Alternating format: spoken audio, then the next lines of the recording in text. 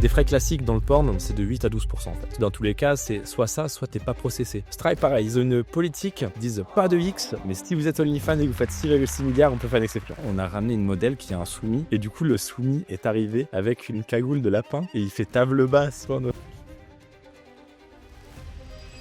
Mime ne vole pas parce que c'est des cathos du 16e. Oh là là, les investisseurs, qu'est-ce qu'ils vont penser, machin. Et nous, en fait, on est en mode Xavier Niel à la free. On arrive et puis on berzingue, tu vois. Et si t'écoutes les gens, personne va jamais sur OnlyFans et ils font 7 milliards tout seuls. C'est fou, hein, c'est dingue. Un site de cul à la TikTok, mec. Et apparemment, c'est un carnage. Les mecs, ils ont copy-paste TikTok, mais que avec du porn. Que du porn, que du porn. Et ça milk, mais mec, ça milk à crever, à crever, à crever. C'est une folie. Bon, bienvenue tout le monde. Aujourd'hui, on rencontre et on reçoit le mec qui interviewe les modèles. Apparemment, il aime se faire plus ou moins appeler comme ça et tout le monde le connaît sous ce ton-là. Un gars qui a fait plein de trucs avant, plein de business. J'ai eu le temps d'aller creuser un petit peu et on va pouvoir en discuter tout au long de cet épisode. Mais qui, disons, est devenu connu au sens le plus strict et large du terme en commençant à interviewer des modèles. Et il s'est lancé dans un marché qui est pour le moins concurrentiel, qui est le marché des plateformes de créateurs de contenu exclusifs. Donc, il y a évidemment des énormes noms sur le marché, OF, Mime, pour ne pas les citer. Et du coup, ça va être une discussion qui va être intéressante parce qu'on va essayer de comprendre comment tu t'es démerdé pour essayer de tirer ton épingle du jeu à l'intérieur de ce marché qui est extrêmement concurrentiel, qui est très compliqué parce qu'il y a des sujets de processeurs de paiement, des sujets de marketing qui sont compliqués. Enfin, en fait, il n'y a rien qui est simple, mec, dans ce marché, pour la faire simple. Et pourtant, tu as décidé de t'y lancer. Donc, nous, on a du respect pour les paires de couilles, tu vois. Et bon, sans mauvais jeu de mots, en plus, là, on est en plein dans le sujet. Mais on va pouvoir en discuter et voir, très curieux de comprendre ton ascension. Comment est-ce que tu as transitionné depuis ce que tu faisais avant jusqu'à ce nouveau marché? Et surtout, comment est-ce que tu te démerdes aujourd'hui pour essayer de tirer ton épingle du jeu et de t'en sortir, entouré d'énormes requins, pour grandir et évoluer sur ce truc un peu instable, quoi. Donc bienvenue et puis merci d'être là, Mano. Bah, merci beaucoup de m'avoir invité. J'espère pouvoir démocratiser, démystifier un petit peu la galère que c'est effectivement d'entreprendre dans ce milieu.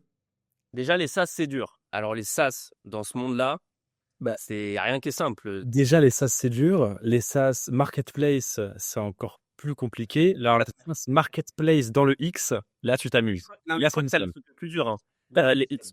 Marketplace, c'est le plus dur. Marketplace, il faut que tu ailles chercher des deux côtés. exactement. Marketplace, c'est le plus dur. Mais là, tu as choisi secte. Je crois que là, tu as tapé là. Ah ouais. C'est vraiment. C'est les mecs qui rentrent dans le jeu vidéo et ils se mettent direct niveau de difficulté le plus hardcore, frérot. Ils passent pas par les niveaux tests, pas de tutoriel, que dalle. Non, mais j'aime bien me mettre mes propres bâtons dans les roues. C'est toujours un grand bonheur. Voilà. Ouais, c'est charmé. Écoute, on est chaud pour que tu commences. Alors bon, évidemment, comme peut-être pas tout le monde te connaîtra, si tu peux rapidement te présenter. Et j'aimerais bien que tu puisses start par nous dire ce que tu faisais à la base, parce que ça fait que quelques mois en réalité que t'es dans ce domaine-là, mais avant, tu as fait aussi plein d'autres trucs. Donc je suis trop curieux que tu puisses commencer par cette partie-là, quoi. Bah, je vais essayer de le faire succinctement parce que moi, ça me fait toujours chier quand j'essaie de regarder un podcast que je trouve intéressant dans le titre et le sujet on passe 25 minutes sur. Alors en fait, j'ai commencé quand j'avais 12 ans et demi. Bon, d'accord, c'est intéressant, mais bon, relativement. Moi, très succinctement, j'ai commencé un peu comme tout le monde en mode comment devenir riche sur Internet quand j'avais 16 piges. Donc c'était à peu près 2018-2019 à peu près. 2 petites secondes, je fais une petite pause pour dire au revoir à la femme de ménage. Yes. Bon, apparemment, elle ne veut plus. Bon, bah, tant pis. C'est bien Dubaï, tu dis. Alors là, je vais être en train de record, donc faut pas venir. Ça toque, ça vient. Toujours un plaisir. Du coup, j'ai commencé à ce moment-là, quand j'avais 16-17 ans, que j'étais au lycée. Juste, j'avais des fatiguités en cours, je m'ennuyais. Je me suis dit, bon, le salariat, ça n'a pas l'air top. Je faisais un peu d'argent grâce à un petit serveur Minecraft, une petite chaîne YouTube où je parlais de Minecraft. Donc, c'est les premiers euros en ligne. C'est génial, machin. Mon premier vrai business, c'était la vente de sites web sous Shopify. Donc, j'allais voir des e-commerçants, des mecs qui avaient une boutique de dropshipping qui était nulle. Et je leur vendais des boutiques premium, j'appelais ça. Donc, c'était mon premier business qui m'a apporté 2-3 cas par mois. Et je suivais des mecs comme Antoine BM, qui à l'époque parlait beaucoup du fait de documenter, de se créer une audience, etc. Et donc, j'ai lancé Fortu Media, qui était un compte Instagram où je montrais pas ma gueule et où je voulais pas mettre mon nom, prénom. Où je me suis dit, bon, bah, argent, fortune, contenu, média, hop, on colle les deux. un talent créatif sans égal. Et du coup, j'ai commencé à documenter un peu ce que je faisais. Je me suis dit, ça va intéresser des gens, peut-être un étudiant qui essaie de se démerder. Et du coup, quand j'ai pris en audience au fur et à mesure que je documentais ce que je faisais avec ma petite agence de site web, j'ai commencé à avoir une petite audience à laquelle j'ai commencé à vendre des formations sur des sujets très simples. Comment trouver des clients pour votre agence de site web, comment créer un site web et le vendre, vraiment du très, très basique. Et voilà, c'est ce qui m'a fait gagner beaucoup d'argent, c'est les formations, puisque quand j'ai vu qu'on pouvait faire beaucoup d'argent avec des petits infoproduits à 200 balles, je me suis dit, bon, les sites web, c'est marrant, mais il faut délivrer. Du coup, je me suis lancé à fond dans l'infoproduit. J'ai fait mon premier 1 million d'euros de chiffre d'affaires avec ça. Et en fait, tout ce monde-là du X, je l'ai découvert bien après, en fin 2021. Alors évidemment, entre le moment où je commence mon business en ligne et le moment où je me lance dans l'OFM, il y a tout le passage, je quitte mes études parce que après le bac, j'étais en mode, mes sites web, ils se vendent, mes formations aussi, on arrête. Tu voyages, tu machin. Et du coup, fin 2021, alors que je faisais 40-50K de chiffre d'affaires par mois avec mes petits infoproduits, je découvre que Mime a un programme d'affiliation.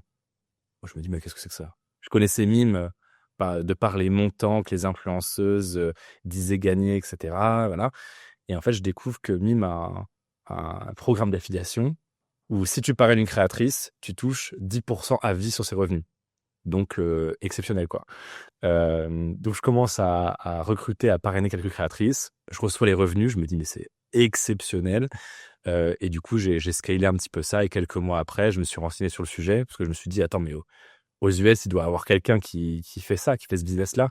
Et quelques mois après, du coup, j'ai découvert le management, donc ce qu'on appelle l'OFM, qui m'a rapporté encore plus parce que là, on n'était pas sur 10%, mais sur du 40, 50, 60.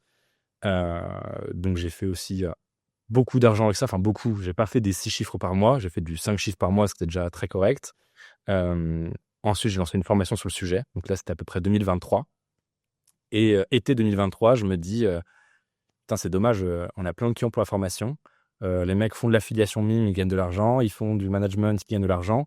Sauf que, vu que dans ce cas-là, un client satisfait, c'est un client perdu. Parce que le mec, voilà, il achète ta formation à 1 000 euros, il a des résultats, il n'a plus besoin de toi. Et en plus, il se plaignait beaucoup des plateformes actuelles.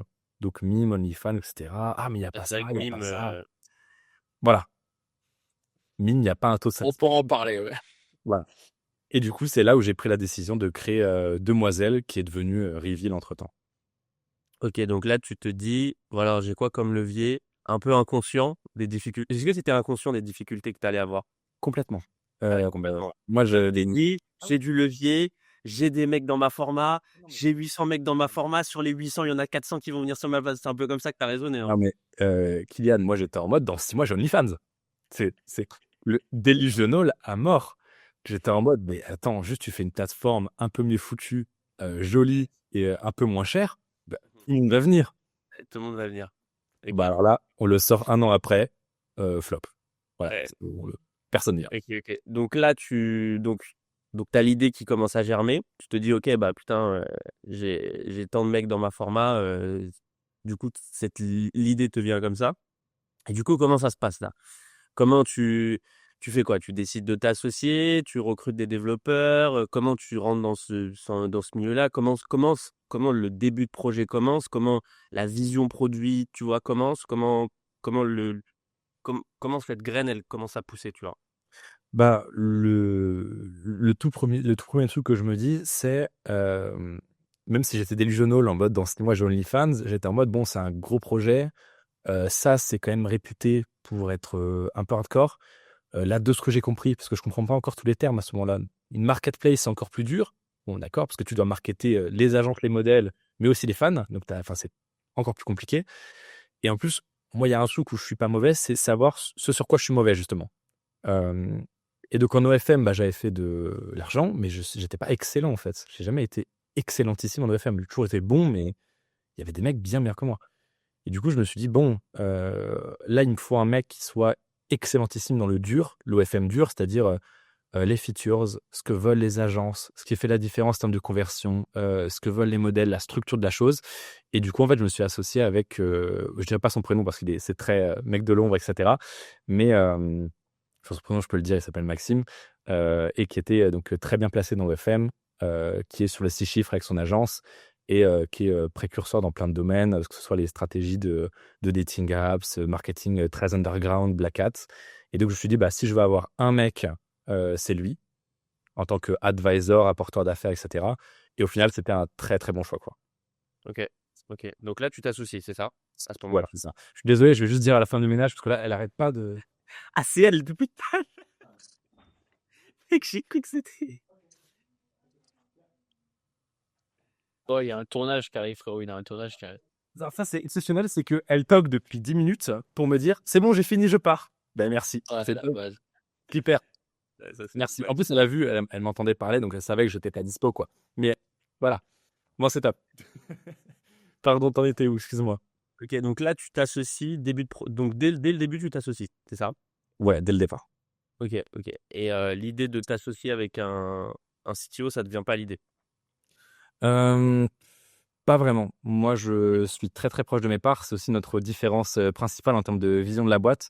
Toi, je comprends tout à fait que tu veuilles un CTO qui ait des parts parce qu'il donne sa vie pour le projet. Ça, je suis entièrement d'accord.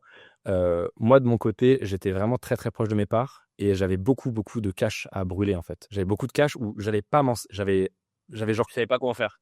non mais j'avais un demi-million de très honnête pour être tout à fait honnête.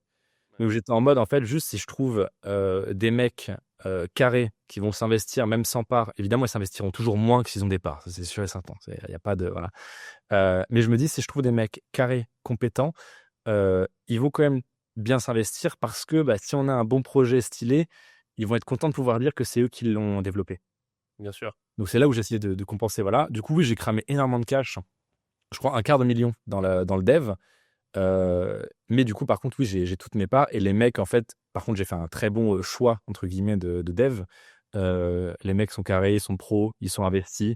Moins évidemment que s'ils avaient des parts, je te rejoins tout à fait là-dessus. Mais franchement, non, on a des bons partenaires. Quand il y a des urgences, ils nous disent pas ah non, week-end, désolé. Donc, non, c'est cool. Ok, et du coup, t'es avec la même équipe dev depuis le début? Ouais, pour l'instant, ouais. Ok. Ok, donc c'est avec la même équipe dev depuis le début. Ok. Ok, ok, ça marche. Euh, Non, parce que là, c'est la folie, là. Alors, attends. Donc, il se passe ça. Tu burn, pour l'instant, un quart de million pour sortir la V1 de la plateforme de Demoiselle à la base. Non, pour sortir la V1, on a sorti en gros 160 K.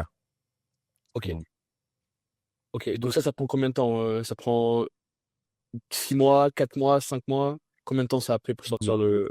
Dans ma tête, ça prend 5 mois. Dans ma tête. ouais, ça, c'est la classique en SaaS. Ça, C'est la balle. ah, C'est que c'est la base. non, mais c'est un truc de dingue. En fait, quand tu as une idée que tu penses, elle va prendre 3 mois, elle en prend 6, 7. Et c'est toujours comme ça. Quand t'as une...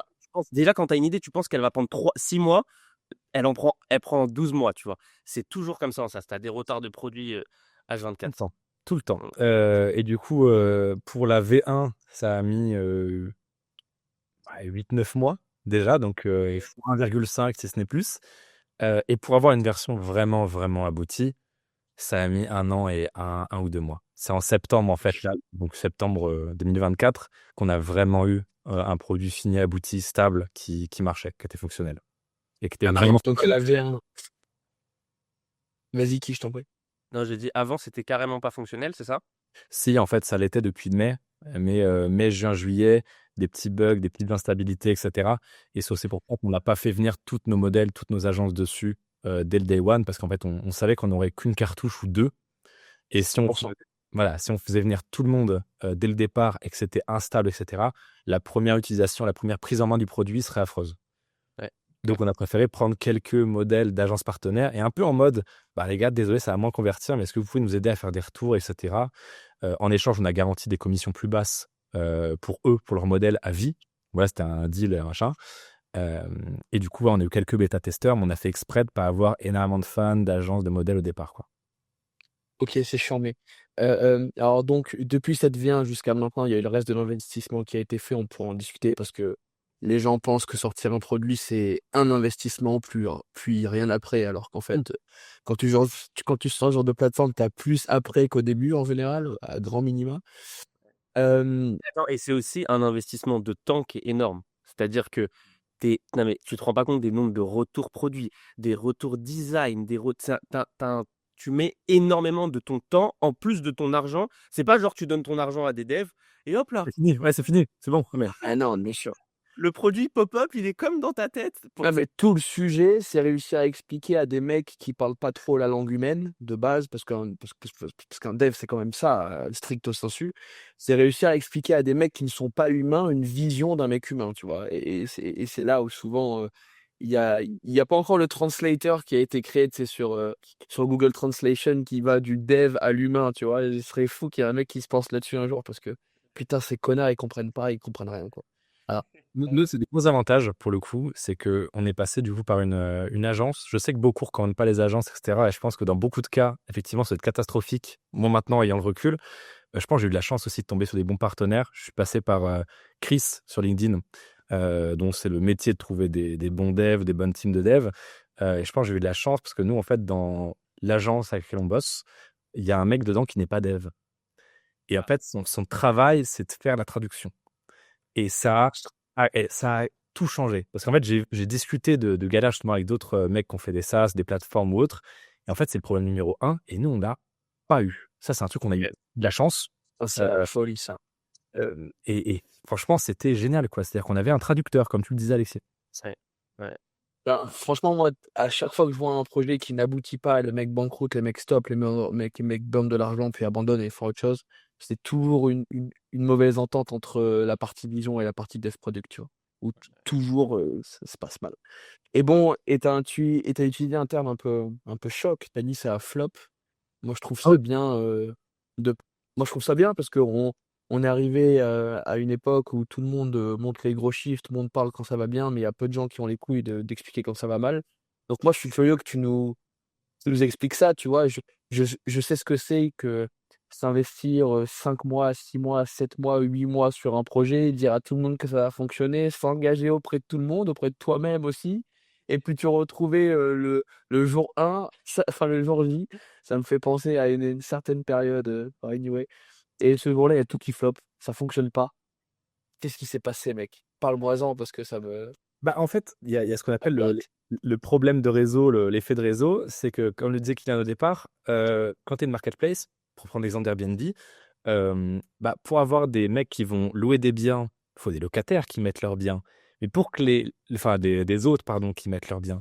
Mais pour avoir des hôtes qui se disent, ah, Airbnb, c'est intéressant pour mettre mon bien, eh ben, il faut que Airbnb ait déjà une audience, une clientèle à leur proposer. Donc, en fait, tu as besoin enfin, pour avoir A, il faut B, mais pour avoir B, il faut A. Et donc, en fait, tu dois avoir deux marketing, deux croissance à peu près vitesse équipe. C'est un enfer. Du coup, moi, j'arrive avec donc déjà un produit imparfait. Donc là, on a le premier flop, mais qui était voulu. On s'y attendait un petit peu et on voulait pas, comme je l'ai dit tout à l'heure, amener tout le monde d'un coup pour pas griller nos cartouches.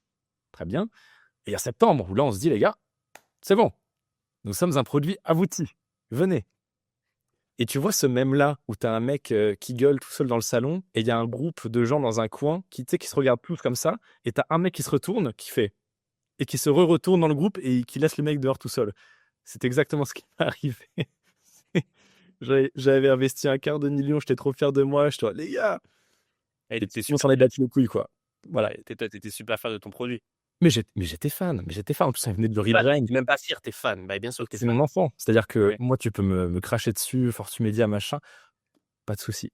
Par contre, tu cries Dick Reveal, je pense que c'est ce que c'est. Ça fait mal au cœur. Mais tu attaques à mon enfant, quoi. Ouais. Et du coup, énorme flop. Parce qu'en fait, tout le monde dit, bah ouais, mais en vrai, il y a déjà Mime. Bon, ça bug, mais ça marche. Il y a Ouais. déjà OnlyFans. Ouais, t'es un peu moins cher, mais bon. Mais non, mais regardez, il y a plein de trucs. Pour capter un peu la différence de commission, c'est quoi à quel point c'est différent, c'est quoi les pricing de mime? Parce que toi, c'était ça aussi forcément pour rentrer dans un marché, c'est ton truc différentiel, c'est ta commission qui est inférieure aux concurrents, c'est ça? Ouais, c'est ça. Parce qu'il faut savoir un truc, c'est que dans ce marché, c'est pas 3% de commission, hein. Non. C'est, c'est, Non, pour donner un exemple, généralement, c'est entre 20 et 25. Mime sur les trucs qui rapportent le plus, c'est 25, par exemple. Et OnlyFans, c'est que 20. Mais sauf qu'en fait, le vrai business d'OnlyFans, c'est pas les 20% qu'ils prennent, c'est la conversion de devises. Parce qu'OnlyFans, ont un deal avec le mec qui fait le taux de change, en gros, si tu veux. Donc, en fait, là, ils font plus de profit entre l'affiliation, les frais de processeur, les frais internes, machin et tout. C'est la conversion de devises. Personne ne le sait, mais. Et en fait, quand tu fais $300, bah, ils te prennent 60, leurs 20%. Après, ils t'envoient ce qui reste, donc 240 sur 300. Et en fait, c'est marrant parce que tu sens qu'il y a une différence qui est. C'est pas dollar-euro. C'est. Ah, il y a des petits frais, quoi. Et en fait, ils se la butent sur les frais en taux de change. Et du coup, nous, notre positionnement, c'est 18% de commission et pas de frais bancaires, pas de frais de conversion de devises. Ok. Ce qui est notre argument financier, donc moins de commission.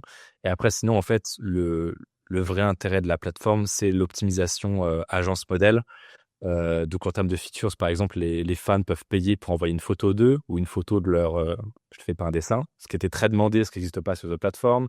On a copié Unlocked, qui faisait des liens de paiement. On l'a intégré directement à Reveal. Qu'est-ce qu'il y a? Il y a une application pour recevoir tes petites notifications de paiement. C'est en termes de dopamine, ça cartonne.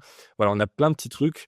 Et vu qu'en fait, 80% du CA de cette niche se fait grâce aux collaborations agence-modèle, bah, nous, on a sécurisé tout ça. Par exemple, l'agence n'a pas accès aux informations et à l'IBAN de la modèle. Inversement, il y a un split à la source. Parce que très souvent, bah, si la modèle elle est en auto-entreprise, OnlyFans, c'était qu'un seul virement.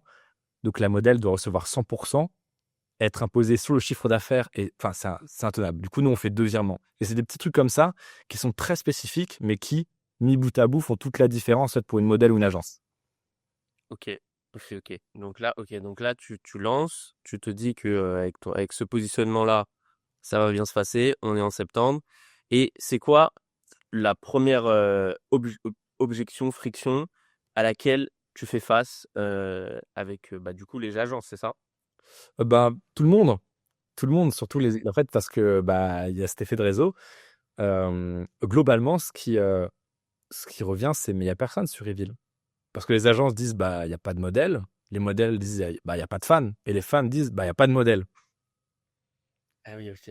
Et du coup, j'ai fait bon. Soit je chouine en mode boufoufou, vous comprenez pas que mon produit il est super. Soit le reveal, je vais vous le faire rentrer dans le crâne à la tronçonneuse s'il faut. Du coup, je dis bah, qu'est-ce que je sais faire moi? Je sais faire de la viralité, ce que je faisais très bien avec Fortumedia. Bah écoutez, on repart. On prend les mêmes et on recommence. On avait loué une villa pour entre associés sur la Côte d'Azur en juin, je crois. J'ai fait bon. Et ben, ce qu'on va faire, c'est que je vais DM absolument toutes les modèles en disant bah, écoute, si tu veux, on fait une interview, machin. Bon, j'avais 4000 abonnés à l'époque sur YouTube, hein, à ce moment. Je fais vas-y, on fait ça. Au final, j'ai tellement DM de partout qu'on a eu 10-12 interviews. Ça n'existait pas en France, les interviews de modèles un peu trash comme ça. Quasiment pas. Bah, il y avait Sirius qui en avait fait une ou deux, mais pas énormément non plus. Et là, du coup, on a bombardé. On a sorti 12 en 2 mois et demi. Ça a très bien pris. Carlavix, on a fait 100 000 vues sur YouTube très rapidement. Soleil, pareil, etc. Direct? Ouais. Bah, le média, c'est vraiment le truc que je sais faire. Moi, la viralité, c'est vraiment le truc où je suis pas mauvais. Et du coup, là, j'ai fait OK. Là, on commence à avoir un truc et j'ai bombardé. Là, on sort 8 interviews, 8 vidéos par mois. Et en fait, bah, le reveal, on l'a rentré en tête comme ça.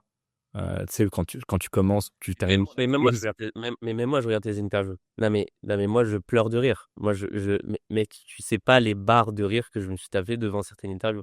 Là, j'ai regardé. Non, dans celui-là, il était exceptionnel. Que les gens qui nous regardent et la référence, en fait, quand je dis rentrer à la tronçonneuse, c'est que vraiment, je voulais obliger les gens à nous regarder. Les fans, les agences, c'est vraiment devenir inignorable, entre guillemets. On ne pouvait pas dire « Ah non, Reveal, ça n'existe pas ».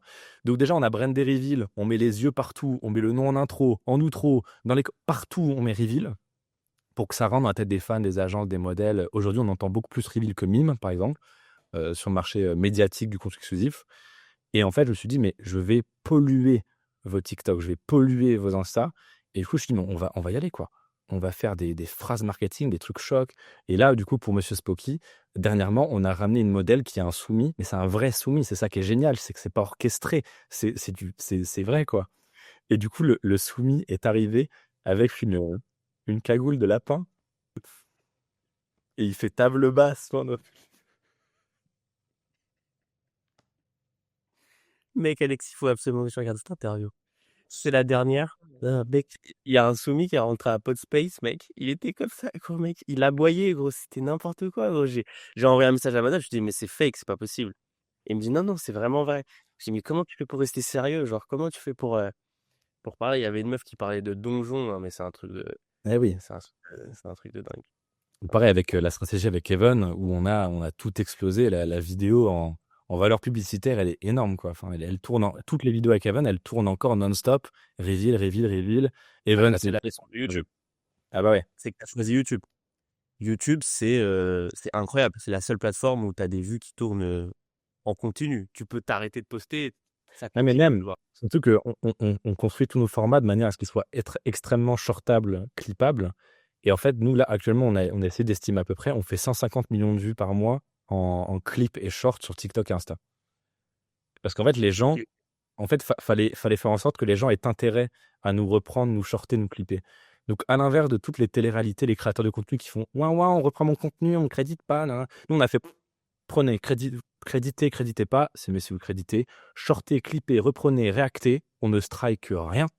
Et en fait, comme ça, on a eu un reach de port très vite. Et c'est ça, en fait, qui a créé l'intérêt des fans, des agences et des modèles. C'est grâce aux médias, en fait, qu'on est sorti. Ok. Et du coup, est-ce que la strat clip, tu l'as développée ou c'est venu comme ça, tu as des gens qui t'ont repris ou tu as contacté des gens pour qu'ils commencent à te clipper? Comment cette strat de clip, parce que quand même c'est 150 millions de vues par mois, c'est pas anodin. euh, Comment elle est arrivée? Bah, en fait, fallait, il y avait deux options. Soit on attendait que ça nous tombe dessus miraculeusement, ce qui serait arrivé parce que en fait, c'est du contenu bankable. Enfin, l'espèce de drague, Monsieur Spocky, les propos trash. Enfin, c'est un package, c'est cadeau pour faire des vues, quoi. Donc ça allait arriver, mais du coup, il fallait l'initier. Et du coup, ce que j'ai fait, c'est que j'ai dit à mon petit frère, écoute, est-ce que tu as un petit peu de temps de libre? Que oui. Je fais, ok. Est-ce que je fais faire de l'argent? Oui. Il n'est pas du tout entrepreneur, machin. Il n'est pas dans ce pro délire-là. Il fait ses trucs vite fait, voilà. Je lui ai dit, bah, écoute, ce que tu vas faire, c'est que je vais te payer tant par mois et tu vas me créer reveal spam, reveal replay, reveal repost, reveal clip, machin sur Insta et tu vas bombarder. Et en fait, bah, chaque compte là fait entre 3 et 10 millions de vues par mois. Et en fait, vu que ça a créé des clips, les gens ont vu que les clips faisaient des vues, donc on refait des clips qui ont fait des vues. Et du coup, d'autres clippers ont vu qu'il y avait deux clips qui faisaient des vues. Et en fait, effet boule de neige. Comme toi avec ta pique, lorsqu'on le voit dans un lien, du coup, on le prend, et Ouais. Ok, ok. Ok. Euh, Alex, t'as des. J'ai pas Moi, le. j'ai 14 000 questions, moi. Euh, moi, j'ai. Mais Flo, qu'est-ce qu'il y a? T'as besoin d'une trappe pour poser des questions à un mec intelligent, maintenant? Non, non, pas du tout. Changer, toi. Mais je pensais pas du tout. Je pensais juste que que tu suivais la trame, quoi. Ah, frérot, je suis rien, gros, j'ai même pas fait de trame parce que je sais que c'est un sujet spicy, quoi qu'il arrive, il y a de quoi rebondir. Moi, tu vois, il y a un point, c'est que dans ma vision du monde, à l'heure actuelle, sur ce marché-là, pénétrer ce marché via le consumer, c'est quasiment infaisable parce que les gros sont vraiment extrêmement gros. Ou alors, si, mais ça prendra, enfin, c'est faisable sur le moyen, long, voire très long terme. Euh, de manière intuitive, tu as envie de penser que la manière la plus simple de pénétrer ce marché, c'est par la partie B2B. Donc, surtout par les agences, par les gros managers, peuvent te ramener des gros volumes, puis des gros profils, parce que si gros profils exclusifs sur ta plateforme, forcément les audiences vont suivre. Comment tu as managé ta strat de lancement? Comment tu as pensé à ça? Est-ce que je me trompe complètement? Est-ce que je suis dans l'erreur? Tu vois, c'est ma vision d'un gars extérieur qui analyse un peu le truc. Quelle était ta vision du marché pour essayer de rapidement pouvoir grossir, quoi? bah, en fait, on revient toujours à ce problème d'effet de réseau. C'est que nous, du coup, on s'est rendu bankable pour effectivement ceux qui produisent la majorité du chiffre d'affaires, c'est-à-dire les agences, via le média. C'est elles, en fait, qu'on vise. Parce que les agences, lorsqu'elles t'intègrent dans leur process, dans les liens en bio, dans ce qu'elles vont dire aux chatters, etc., c'est un investissement en termes de temps, éventuellement un coût d'opportunité, etc. Donc, oui, nous, le média, c'était pour se faire connaître à mort. Et en fait, vu qu'il y a les fans qui ont commencé à entendre Reveal, à voir Reveal, etc., à consommer sur Reveal, parce que chaque modèle, on la faisait s'inscrire sur Reveal, etc., les agences se sont dit, ah ok, là, les fans commencent à connaître Reveal. les modèles commencent à se mettre dessus et tout. Bon, peut-être qu'il faut se mettre dessus avant que la vague ne soit passée ou que ça soit un peu trop tard pour la prendre correctement, quoi. Et du coup, oui, celle qu'on visait, c'était clairement les agences. Et là, justement, ce qui change la donne actuellement, c'est que les agences sont enfin en mode: «Ah ouais, en fait, Reveal, c'est pas mauvais, quoi». Surtout qu'on est la seule plateforme qui les écoute, qui les respecte et qui sont en mode: «Ouais, les agences, pas de souci, venez. On a créé la plateforme pour vous et on créera la plateforme en fonction de vos retours». Ah, c'est bien ça, solide. Moi, j'y crois beaucoup. Enfin, tu sais, pour connaître pas mal de gars dans ce domaine-là, des gros, des moins gros, je sais que un truc qui les dérange, c'est qu'effectivement, aujourd'hui, t'es chez, surtout OF, t'as pas ton mot à dire, mec. Les volumes qu'ils font. Voilà. Et moi, c'est ce que je dis souvent, je préfère être le plus gros chez les plus petits que le plus petit chez les plus gros. Et les agences se rendent sans doute compte de la valeur que ça a de pouvoir discuter en direct avec les devs ou en tout cas pouvoir faire des retours qui vont vraiment être pris en compte et appliqués dans la roadmap. C'est un truc qui est important pour eux, tu vois. Ne serait-ce qu'en termes d'implémentation d'outils, de tracking, de Et même gestion, et même d'ego, c'est hein. la folie. En fait, faut pas oublier que tout le monde dans ce milieu-là, du côté B2B, je veux dire, pas du côté des fans, c'est très star, c'est très main character, c'est très personnage principal. Heu, donc en fait, ce qui est détesté par les agences, les modèles, notamment donc par rapport à OnlyFans, c'est l'ignorance. C'est-à-dire, OnlyFans ne calculent pas du tout et en fait, même s'ils font des chiffres, ils auront le support client comme tout le monde à l'adresse mail support@onlyfans.com, ça ils aiment pas Mais et là, c'est Mime dingue parce que non, mais et parce que les agences, c'est ça qui fait tout le chiffre d'OnlyFans. Enfin, comment tu peux ne pas mais en fait ne pas calculer OnlyFans ouais, principal, ouais. en fait, OnlyFans est en train de jouer à un jeu différent. OnlyFans, dans le marketing, ils font pas des interviews, ils sponsorisent des événements en sport. Ils mettent leur nom sur les voitures. Ça rapporte rien. Mais en fait, ils sont dans ce jeu-là. Comme Mime, Mime, il joue à la French Tech. Mime, c'est fondé Ouais. par Ducato. Mime, en fait, une des raisons principales pour lesquelles ils assument pas le X, c'est parce qu'ils veulent des gros investisseurs. Et en fait, ce qui est bien, c'est qu'on joue dans une cour où OnlyFans va pas jouer parce que bah, les coûts ils sont trop gros et même ils sont très sur les radars. Donc ils ont pas trop de marge de manœuvre. Mime ne veulent pas parce que c'est des cathos du 16e. Oh là là, les investisseurs, qu'est-ce qu'ils vont penser, machin. Et nous, en fait, on est en mode Xavier Niel à la free. On arrive et puis on berzingue, tu vois. Et c'est ça qui est marrant aussi. Non, mais les fondateurs de Nîmes, tu les entends chez Théo Lyon. Moi, j'avais regardé une interview. Oui, les gens qui partagent de la musique. Oui, Donc, oui, parce que Christophe Maé est sur Mime, c'est bien connu, bien sûr. Ça doit être ça.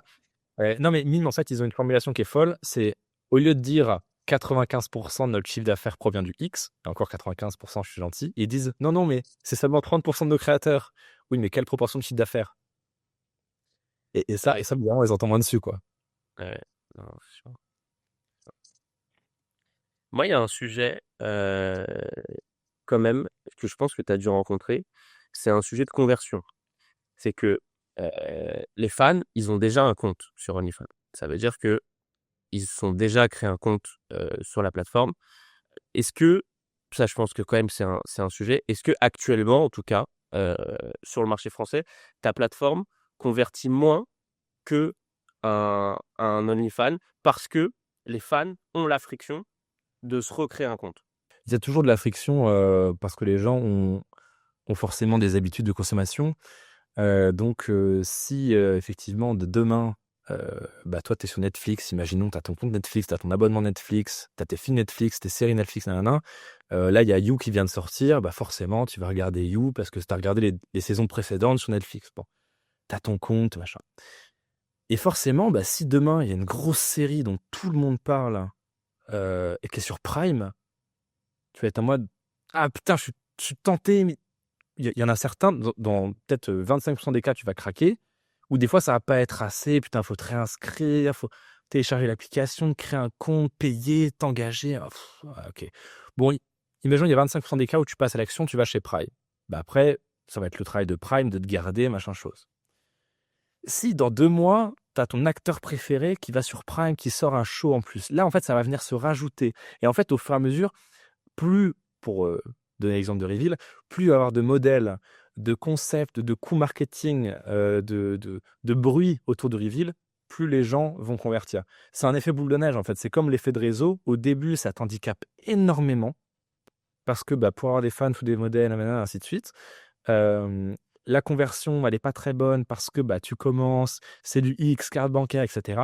Mais ça, qu'en fait, une fois que tu as survécu à cette traversée du désert, c'est boule de neige. C'est-à-dire que t'entends Reveal, tu vois du contenu Reveal, des modèles, tu vois Instagram, elles sont sur Reveal. Et donc, oui, il y a un switching cost qui est énorme, qui est important pour les fans. Sauf que les fans, notre gros avantage, malgré tous les inconvénients de cette niche, c'est qu'on est dans de l'achat compulsif. Donc, s'il est à fond sur la modèle, qu'elle soit sur Mime, OnlyFans, Reveal ou un vieux site pakistanais, ils vont y aller. Évidemment, sur certaines proportions, c'est à toi d'être le plus fluide possible, d'être le plus rassurant possible, d'être le plus FOMOisant, entre guillemets, possible. Mais globalement, on est sur l'adulte. En fait, tout vend dans l'adulte. Après, c'est toujours de l'optimisation, etc. Mais globalement, oui, voilà, c'est du FOMO, de l'habitude. Nous, notre gros avantage, c'est qu'en fait, c'est pas nous qui sommes complètement maîtres de notre marketing, ce qui peut être un désavantage. Mais par contre, si toi, imaginons, tu suis une modèle qui est sur Reveal, en fait, elle va te mettre une story où elle parle de Reveal, 2 stories, 3 stories, un Reels, et puis un message, et tac. Et en fait, tu vois, les fameux 7 points de contact avant un achat, en fait, la modèle elle est fait pour nous. En plus de nos vidéos YouTube, en plus de nos Reels, donc en fait, on bombarde tellement qu'au final, il passe à l'action. Ok. Moi, quand tu avais lancé cette plateforme, la première question qui m'était venue en tête, au tout début, je me rappelle quand je l'avais annoncé sur tes stories et tout, c'était parce que ton positionnement, c'était vraiment les agences, tu vois. Comme l'a dit Alexis, au début, tu te positionnais vraiment sur les agences. Mais la question que je me pose, c'est que les fans, si tu te positionnes comme les agences, tu vois, est-ce que c'était pas un risque de positionnement de, en fait, perdre ceux qui vont spend sur ta plateforme, de te positionner comme, en fait, la plateforme pour les agences, mais en fait, les fans, eux, ils croient qu'ils parlent à une modèle. Tu vois ce que je veux te dire? En fait, sans ça, je te dirais, aujourd'hui, l'OFM, c'est super connu. Ça n'empêche pas OnlyFans de faire 6,8 milliards, quoi. Ouais. C'est qu'en fait, vous êtes des entrepreneurs. L'OFM, vous en prenez plein la gueule. Vous l'avez vu sur YouTube, sur Insta, sur TikTok. Le mec de 40 piges qui veut juste penser à autre chose en temps du travail, il n'est pas targeté par de l'OFM. Il n'est pas targeté par mon contenu business. Il n'est pas targeté par... de la même manière que moi, par exemple, qui aime juste voyager, j'ai quasiment jamais été targeté par la page d'Airbnb qui dit « Devenez hôte et faites de l'argent avec votre Airbnb ». Moi, j'ai toujours été targeté par « Regardez ce logement exceptionnel ». Je suis le fan. En revanche, je pense que si je commence à taper comment gagner de l'argent avec Airbnb, etc., à partir de là, en fait, je vais naturellement, algorithmiquement et en termes de publicité, me voir proposer des contenus comme ça. Donc, par exemple, en fait, toi qui es entrepreneur, tu regardes Reveal, qu'est-ce que tu vois? Tu vois le média, tu fais « Ah, c'est marrant, intéressant, bonne stratégie ». Mais du coup, les agences, les modèles. Mais en revanche, là, de plus en plus, on va marketer les fans. Eux, ce qu'ils voient, c'est les vidéos YouTube. Tu tapes Reveal sur Google, tu tombes sur les interviews, tu tombes sur des concepts, tu tombes sur du fun, tu tombes sur du sexe. Là, on se marre. Et donc, en fait, on est vachement influencé par nos propres prismes algorithmiques et même de vision, c'est-à-dire OK, Reveal, ouais, les vidéos, c'est marrant, mais business. Ouais, mais sauf que le mec moyen, il voit les modèles, il voit les pages fans, il voit les vidéos YouTube. Ça lui vient même pas. Il n'est pas là pour ça, quoi. Ouais. Ouais, mais bien sûr. C'est obvious. C'est obvious. Je sais pas dans quelle mesure tu peux disclose, mais moi je suis assez intéressé de savoir du coup les features spécifiques auxquelles tu as réfléchi pour tu sais, il y a un fameux CRM qui a été développé, qui a été ultra bien intégré à AOF, que toutes les agences utilisent. Il y a eu plein d'améliorations dans les systèmes de messagerie pour que les chatters puissent être gérés via certains autres comptes depuis des comptes fans. Toi, quel a été ton fonctionnement de dire j'essaye d'optimiser la plateforme aussi pour les agences et pour tout le travail que ça demande derrière, donc avoir des managers, avoir des chatters potentiellement à temps plein. C'est quoi les features que tu essaies de mettre en avant pour devenir sexy aux yeux des agences et aux yeux des modèles, quoi? Tu vois, tout ce que tu viens de citer, donc le CRM qu'on peut citer, qui s'appelle Inflow, qui permet aux agences de mieux gérer les comptes OnlyFans de leurs modèles en ajoutant des chatters qui ont des permissions limitées, etc. Ça, c'est très cher pour les agences. Ça peut être du 250 balles par mois. Si tu dépasses le CA, en plus, c'est des coûts en plus. Nous, on a fait, putain, c'est bien fait, Inflow. Ce qu'on va faire, c'est qu'on va le rendre... ça, c'est... comment il s'appelle? Alex Hormozy qui disait ça. Si tu veux buter la concurrence, tu prends leur main offer et t'en fais un bonus gratuit de ton offre à toi. Nous, on a fait, putain, c'est vachement bien fait, Inflow. Putain, on va tout copier. On va le mettre gratuit en CRM, intégré à l'espace agence de Reveal. Tout comme même on a ce qui fait aussi rentrer du cash, qui finance le média, la plateforme, etc. C'est l'accompagnement. On prend des mecs, on les forme à devenir managers, on les met en relation avec une modèle et on les fait passer sur le média. C'est tout con, mais l'accompagnement, alors que tout le monde est en mode on vend de la formation, machin, les coachs au FM, nous on dit ah oui, il y a une formation, mais c'est juste un bonus gratuit parce qu'on sait que c'est pas l'essentiel d'une offre. Nous, ce qu'on vend, c'est l'accompagnement, le coaching de 6 mois, la mise en relation avec une modèle et le passage de cette modèle sur le média. Et en fait, c'était toujours dans cette logique de tu prends ce que propose ton concurrent et qu'il facture assez cher, tu dis ah oui, ça, oui, c'est chez nous et c'est gratuit, bien sûr. Parce que ça va de soi, en fait. Ça serait bon, ça. Qu'est-ce que c'est? CRM, t'as intégré à l'intérieur de Reveal. La recul, c'est déjà live. C'est ça. Ok. T'as une app mobile aussi, non? L'app mobile, pour l'instant, elle ne sert qu'à recevoir les notifications de paiement, dopamine oblige, et à suivre les revenus. Parce qu'en fait, on s'en fout de l'email de mime qui dit nouvel abonné, on s'en bat les couilles, c'est chiant à crever. Nous, ce qu'on veut, mais tu vois, c'est un truc de singe, mais ça marche.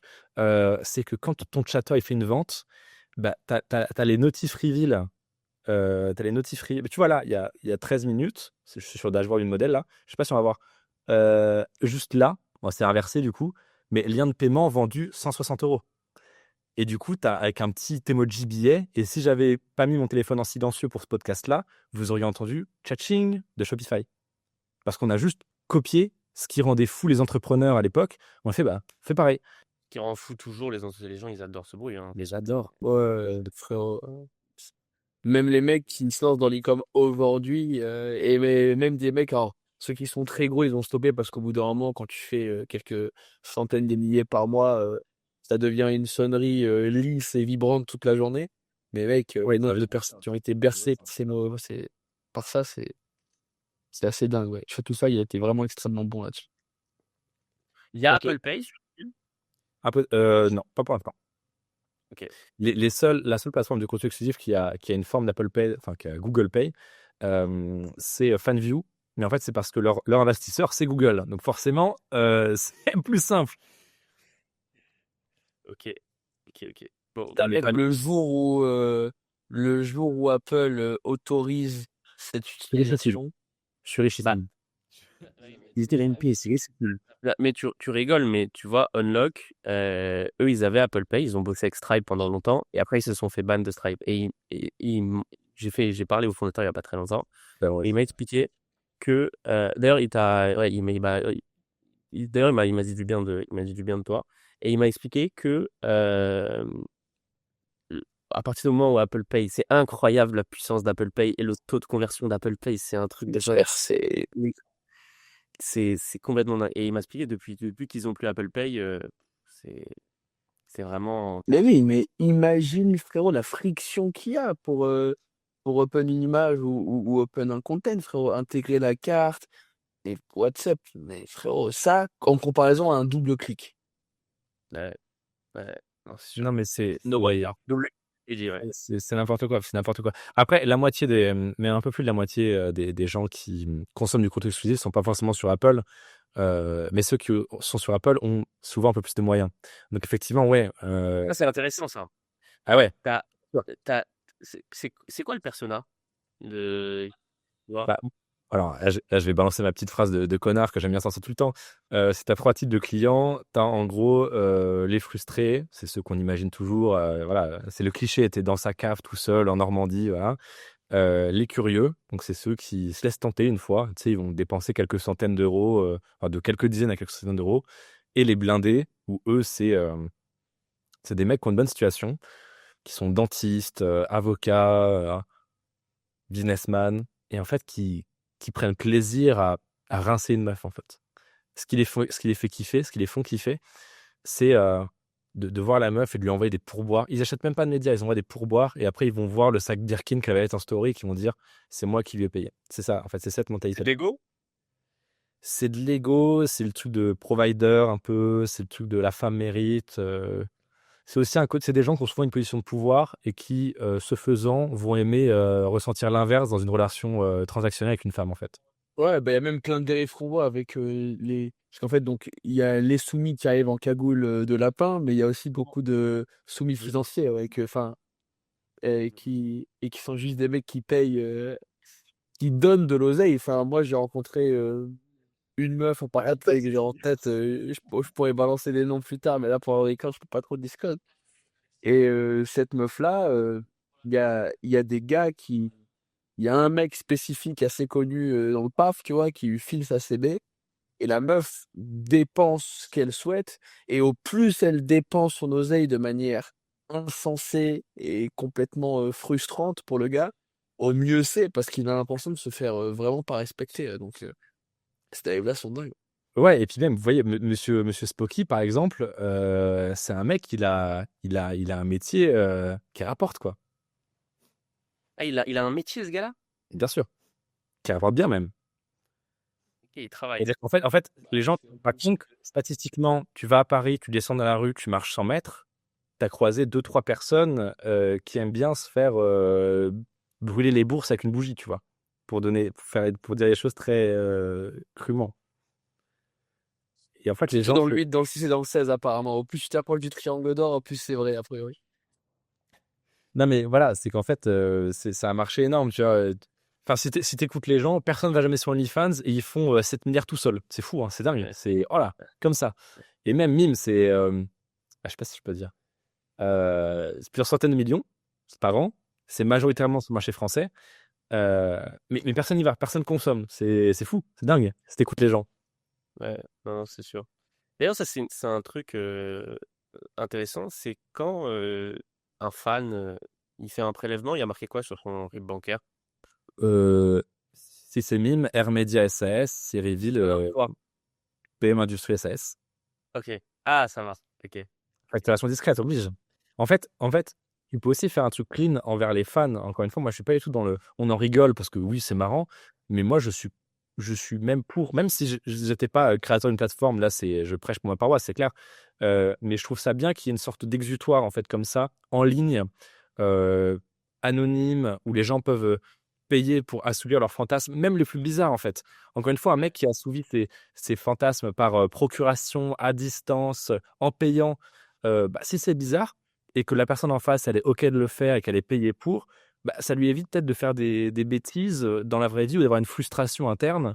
Donc, c'est pas si mal. Tu vois, il y a beaucoup de gens qui disent la décadence de la société. Non, mais je pense que ces gens n'étaient pas au courant de à quel point la prostitution, par exemple, c'était courant il y a 200 ans, C'est le quoi. plus vieux métier du monde, la prostitution. Je sais pas c'est quoi leur problème.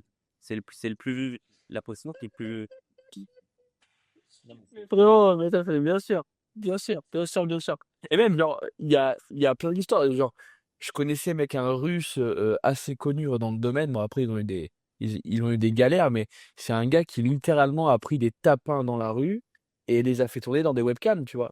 Et donc, t'as une partie non négligeable des gens qui vont dire que c'est le roi des enculés parce qu'il l'enferme des meufs pour tourner du contenu.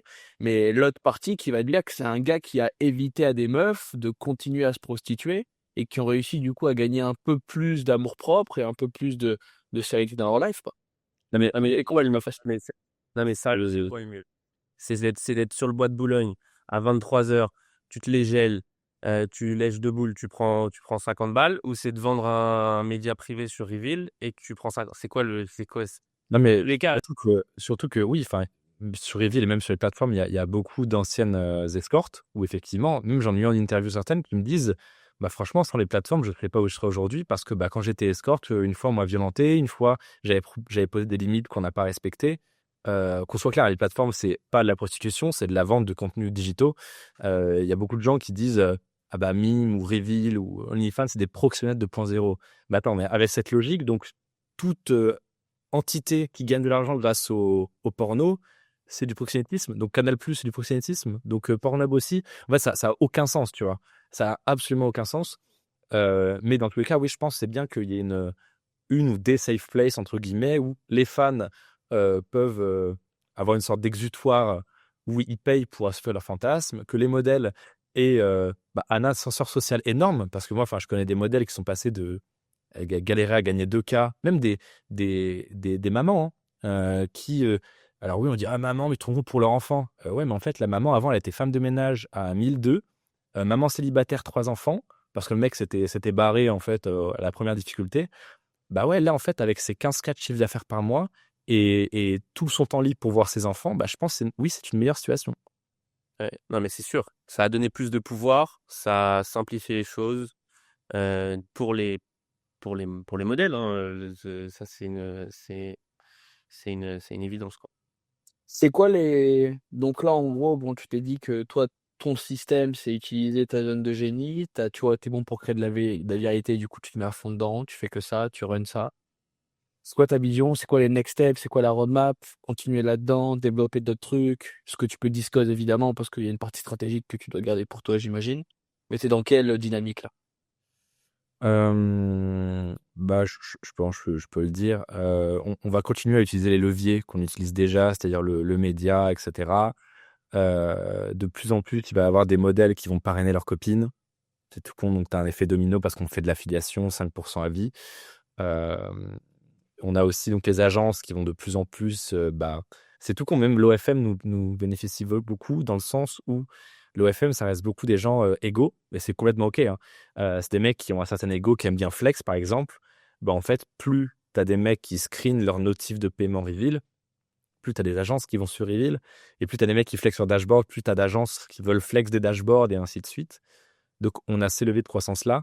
Et moi, je pense qu'il n'y a jamais aucune plateforme qui a fait ça, que ce soit Mime, que ce soit OnlyFans. Et ce qui est bien, c'est qu'ils ne vont jamais le faire.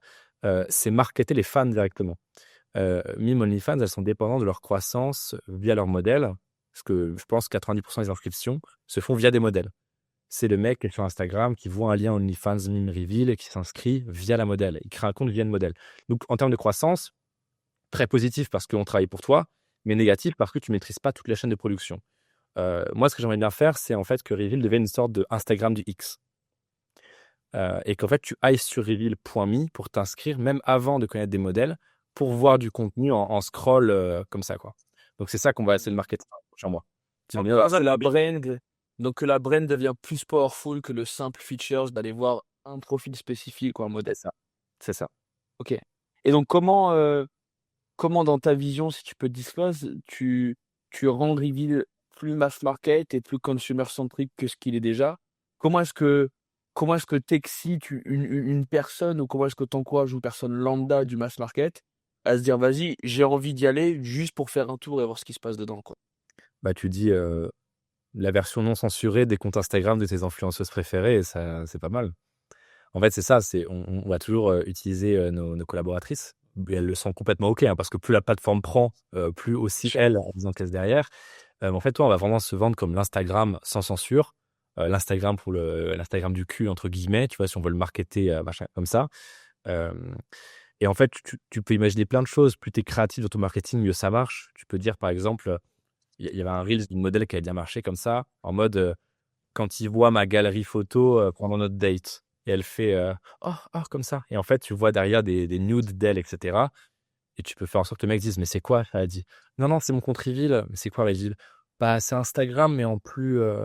Et là, boum, t'as une ads qui fonctionne en organique, et tu peux la réutiliser à fond, la clipper, la shorter, etc., quoi. Ok, mais du coup, pour exécuter ce plan, du coup, tu as un feed, en fait, c'est ça? Sur Reveal, Ouais. c'est ça? Ok. Bah là, il y a un Ah feed. mais comme toutes les plateformes. Là, il y a un feed qui correspond uniquement aux abonnements des fans. Ils ont aussi le Discover où ils peuvent trouver des nouvelles modèles selon leurs préférences, etc. Et là, du coup, le but, c'est vraiment de faire un feed public un peu à la, pas à la TikTok, mais ouais, à la Instagram, quoi. Ok. Mais tu sais que putain, il y a un mec, qui, a l'une des top agences, OF en France qui m'a partagé justement un site de cul à la TikTok, mec. Et Ouais, apparemment, c'est un carnage, c'est un des trucs les plus frérot, genre c'est un TikTok, donc Kylian, les mecs, ils ont copy paste TikTok, mais qu'avec qu'avec du porn, que du porn, que du porn. Ça marche bien? Et ça milk, les mecs, ça milk à crever, à crever, à crever, c'est une folie sérieuse. Ça me fait penser un petit peu à ça, quand tu partages ça. bah, c'est complètement inspiré de ça, en toute sincérité. Moi, voilà, j'ai très peu d'ego, hein. Je fais ce qui est le mieux pour mon produit, et pas le truc de oh là là, j'ai mon génie qui me dit c'est ça. Non, vas-y, il y a ça qui marche, arrête, tu vois. Mais attends, Ouais, bien sûr. pour exécuter cette vision-là, il te faut une app mobile. Non, Tu penses que les gens, ils vont aller sur l'app web bien avec sûr, les habitudes de consommation bien sûr, des apps mobiles? bien sûr. Ah ouais? C'est le X, tu te rends pas compte de l'attraction que ça génère. Ah, c'est En fait, c'est que les tous les codes, ils sont là. Non, jamais de la vie. Non, non, ouais, non, mec. Tu sais que Non. Pornhub, frérot, c'est zone grise, frérot. C'est pas, c'est loin d'être légal, tu vois. Oui, Enfin, non, mais tu vois. surtout que, par exemple, dans les sites les plus visités, t'as xvideo.com. Hein. Xvideo.com, je sais pas si t'es allé dessus, c'est dégueulasse. Hein. Mais en fait, vu que c'est le cul, les gens vont dessus. Les gens adorent Ouais, ça. c'est l'habitude de consommation, en fait. Et Ils ont l'habitude d'aller en sur fait, une app web. pour satisfaire un besoin si primaire et si compulsif à l'instant T, les gens sont prêts à se dire, il n'y a pas d'appli, c'est pas grave. Il y a pas, c'est pas grave. C'est 50 euros, c'est pas grave. Ouais, ouais. Ce thinking-là. C'est pas ta pite, frérot. C'est pas ta pite, hein. La friction, elle est ok, frérot. La friction, elle est ok. Non, non, mais c'est vrai que c'est même au-delà de la friction, c'est qu'en fait, c'est dans les habitudes de consommation d'aller sur le web. C'est un Oui, mais en fait, c'est de porn. totalement normal que les gens de cette niche. Ouais. Ouais, c'est vrai. Ça n'enlève en rien que si un jour il y a un mec qui trouve une solution pour le foutre au format app mobile, c'est fini, tu vois. Mais tout de même, Bah, c'est pas dans à 3 secondes 30, je pense. Mais C'est pour ça que les fans, ils n'ont pas d'application. C'est parce qu'ils disent non. au début, ils en avaient une, il y en avait une. Ah, ils en avaient une. mais dès que tu deviens trop gros et que ça devient trop Ça, fort, en fait, pareil, c'est que moi, je trouve ça extrêmement dangereux on peut citer ce qu'avait fait Unlocked avec Stripe. Ouais, tu peux avoir une croissance de fou en faisant le pirate, très clairement. Mais il faut pas que ça repose uniquement là-dessus. Parce que voilà, si par exemple demain j'avais joué un peu avec le feu en faisant Reveal, une sorte de réseau social, et puis en fait j'essaie de passer à l'App Store que machin, ouais. j'aurais peut-être eu une croissance 10 fois plus importante, 50 fois. Ouais, mais demain, en fait, bah, on te coupe, c'est terminé. Alors oui, tu peux renvoyer avec des emails et tout, mais si tu as tout basé sur le fait que c'est une application mobile, C'est un job. bah ouais. C'est un job. Ouais. Ouais, c'est une feature qui peut sauter du jour au lendemain, c'est trop compliqué. Moi, j'avais une question un peu sur le. Donc, dans les managers qui milquent beaucoup, parce que c'est le terme qui me fait gaulerie, moi, qui est utilisé Ouais. dans ce marché, tu parlais un peu de méthode Black Hat et il y a la fameuse euh, Girlfriend Experience Ouais. qui a été beaucoup partagée. Donc, en gros, c'est utiliser des méthodes relativement grises, des fois même un peu black hat, pour récupérer des infos spécifiques sur les audiences qu'on va targeter en tant qu'agence et essayer de faire vivre à des futurs clients une vraie expérience copine, girlfriend experience, littéralement traduit. Moi, c'est un truc que j'ai découvert il y a de ça quelques années quand j'avais des premiers potes qui se lançaient là-dedans et tout. Et en tant que mec qui travaille dans la vente, la psychologie qui était derrière, ça a toujours un truc qui m'a excité. Est-ce que tu peux je suis très curieux dans la mesure de ce que tu peux disclose, que tu nous partages quelques stratégies les plus folles qui sont utilisées psychologiquement et qui fonctionnent extrêmement bien. Peut-être quelques anecdotes de dingue, parce que tu dois avoir, mec, une flopée d'anecdotes qui tombent sur tes WhatsApp toutes les heures. Est-ce qu'on peut rentrer un peu dans ce sujet-là de la partie vente psychologie qui se cache derrière? Je trouve que c'est un sujet qui est vraiment ultra intéressant, quoi. Bah, nous, ce qui rapporte le plus, comme je vous dis, bon, c'est le classico achat compulsif via lien de paiement, où tu pas besoin de créer un compte sur Reveal. En fait, la modèle crée un lien de paiement, elle l'envoie, le mec met son adresse mail, sa carte, boum, il débloque le contenu, il le consomme, c'est terminé. Et les fonds sont directement ajoutés au solde Reveal de la modèle. Ça marche très très bien. Tu as aussi le scripting, ça c'est ce qui marche le mieux, c'est tu fais vivre une vraie expérience sur 2-3 heures ou même une demi-heure à un fan, où en fait, tu as préenregistré, par exemple, je sais pas, un script douche, et en fait, tu lui envoies une photo où tu commences à te déshabiller. Ensuite, petit selfie dans le miroir, 10 euros pour la débloquer. Boum, enfin, selfie. Photo, miroir, entier, machin. Ensuite, bah, elle entre dans l'eau, elle est dans son bain, elle te fait une petite vidéo, 30 euros. Là, elle commence à jouer avec le pommeau de douche, 70 euros. Elle commence à s'amuser plus dans la baignoire, 120. Et en fait, tu lui fais vivre une vraie expérience pendant 10, 20, 30 minutes, 1 heure. Et après, le final, c'est la grosse vidéo à 300, 400 euros. Donc là, c'est du scripting. C'est aussi le scripting, c'est ce que Inflow propose de faire, ce qu'on a intégré gratuitement dans le dashboard agence sur Reveal.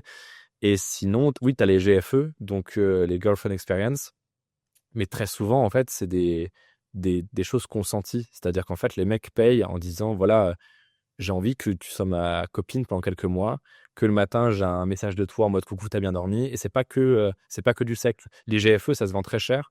Et pourtant, c'est les choses les moins sexuelles de tout le panel proposé, en fait. Et souvent, on est sur des forfaits. Moi, je peux passer des abonnements à 500, 600 euros sur Reveal par mois. Il y a des abonnements, le système d'abonnement sur Reveal? Bien sûr, c'est l'entrée, c'est l'abonnement. Le système de base, c'est un abonnement. Tu payes pour avoir accès au feed. Oui, je sais, mais pour la Girlfriend Experience, c'est un abonnement en plus, non? Mais en fait, très souvent, les modèles utilisent Reveal comme portail. C'est-à-dire que nous, le prix de l'abonnement, il est libre. Donc, en fait, si tu veux, tu peux mettre 600 euros. C'est bien affiché, hein, c'est pas du Reveal machin, c'est écrit un énorme machin, c'est 600 euros par mois, renouvelé à temps, bam. Et même des fois, moi, quand je vois des abonnements comme ça, j'écris à la modèle en mode est-ce que le client est au courant qu'il vient de payer 600 euros, renouvelable à 600 euros? Elle me fait oui, machin, elle me montre les conversations, je fais très bien.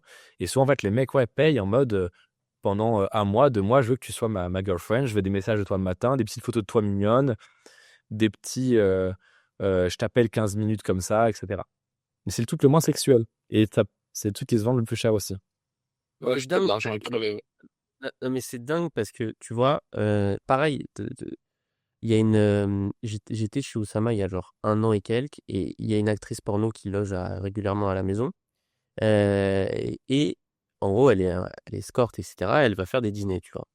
Et des fois, elle rentrait dîner, elle nous expliquait que, en fait, le mec, il a payé une fortune le dîner, 6 000, 7 000 euros la soirée.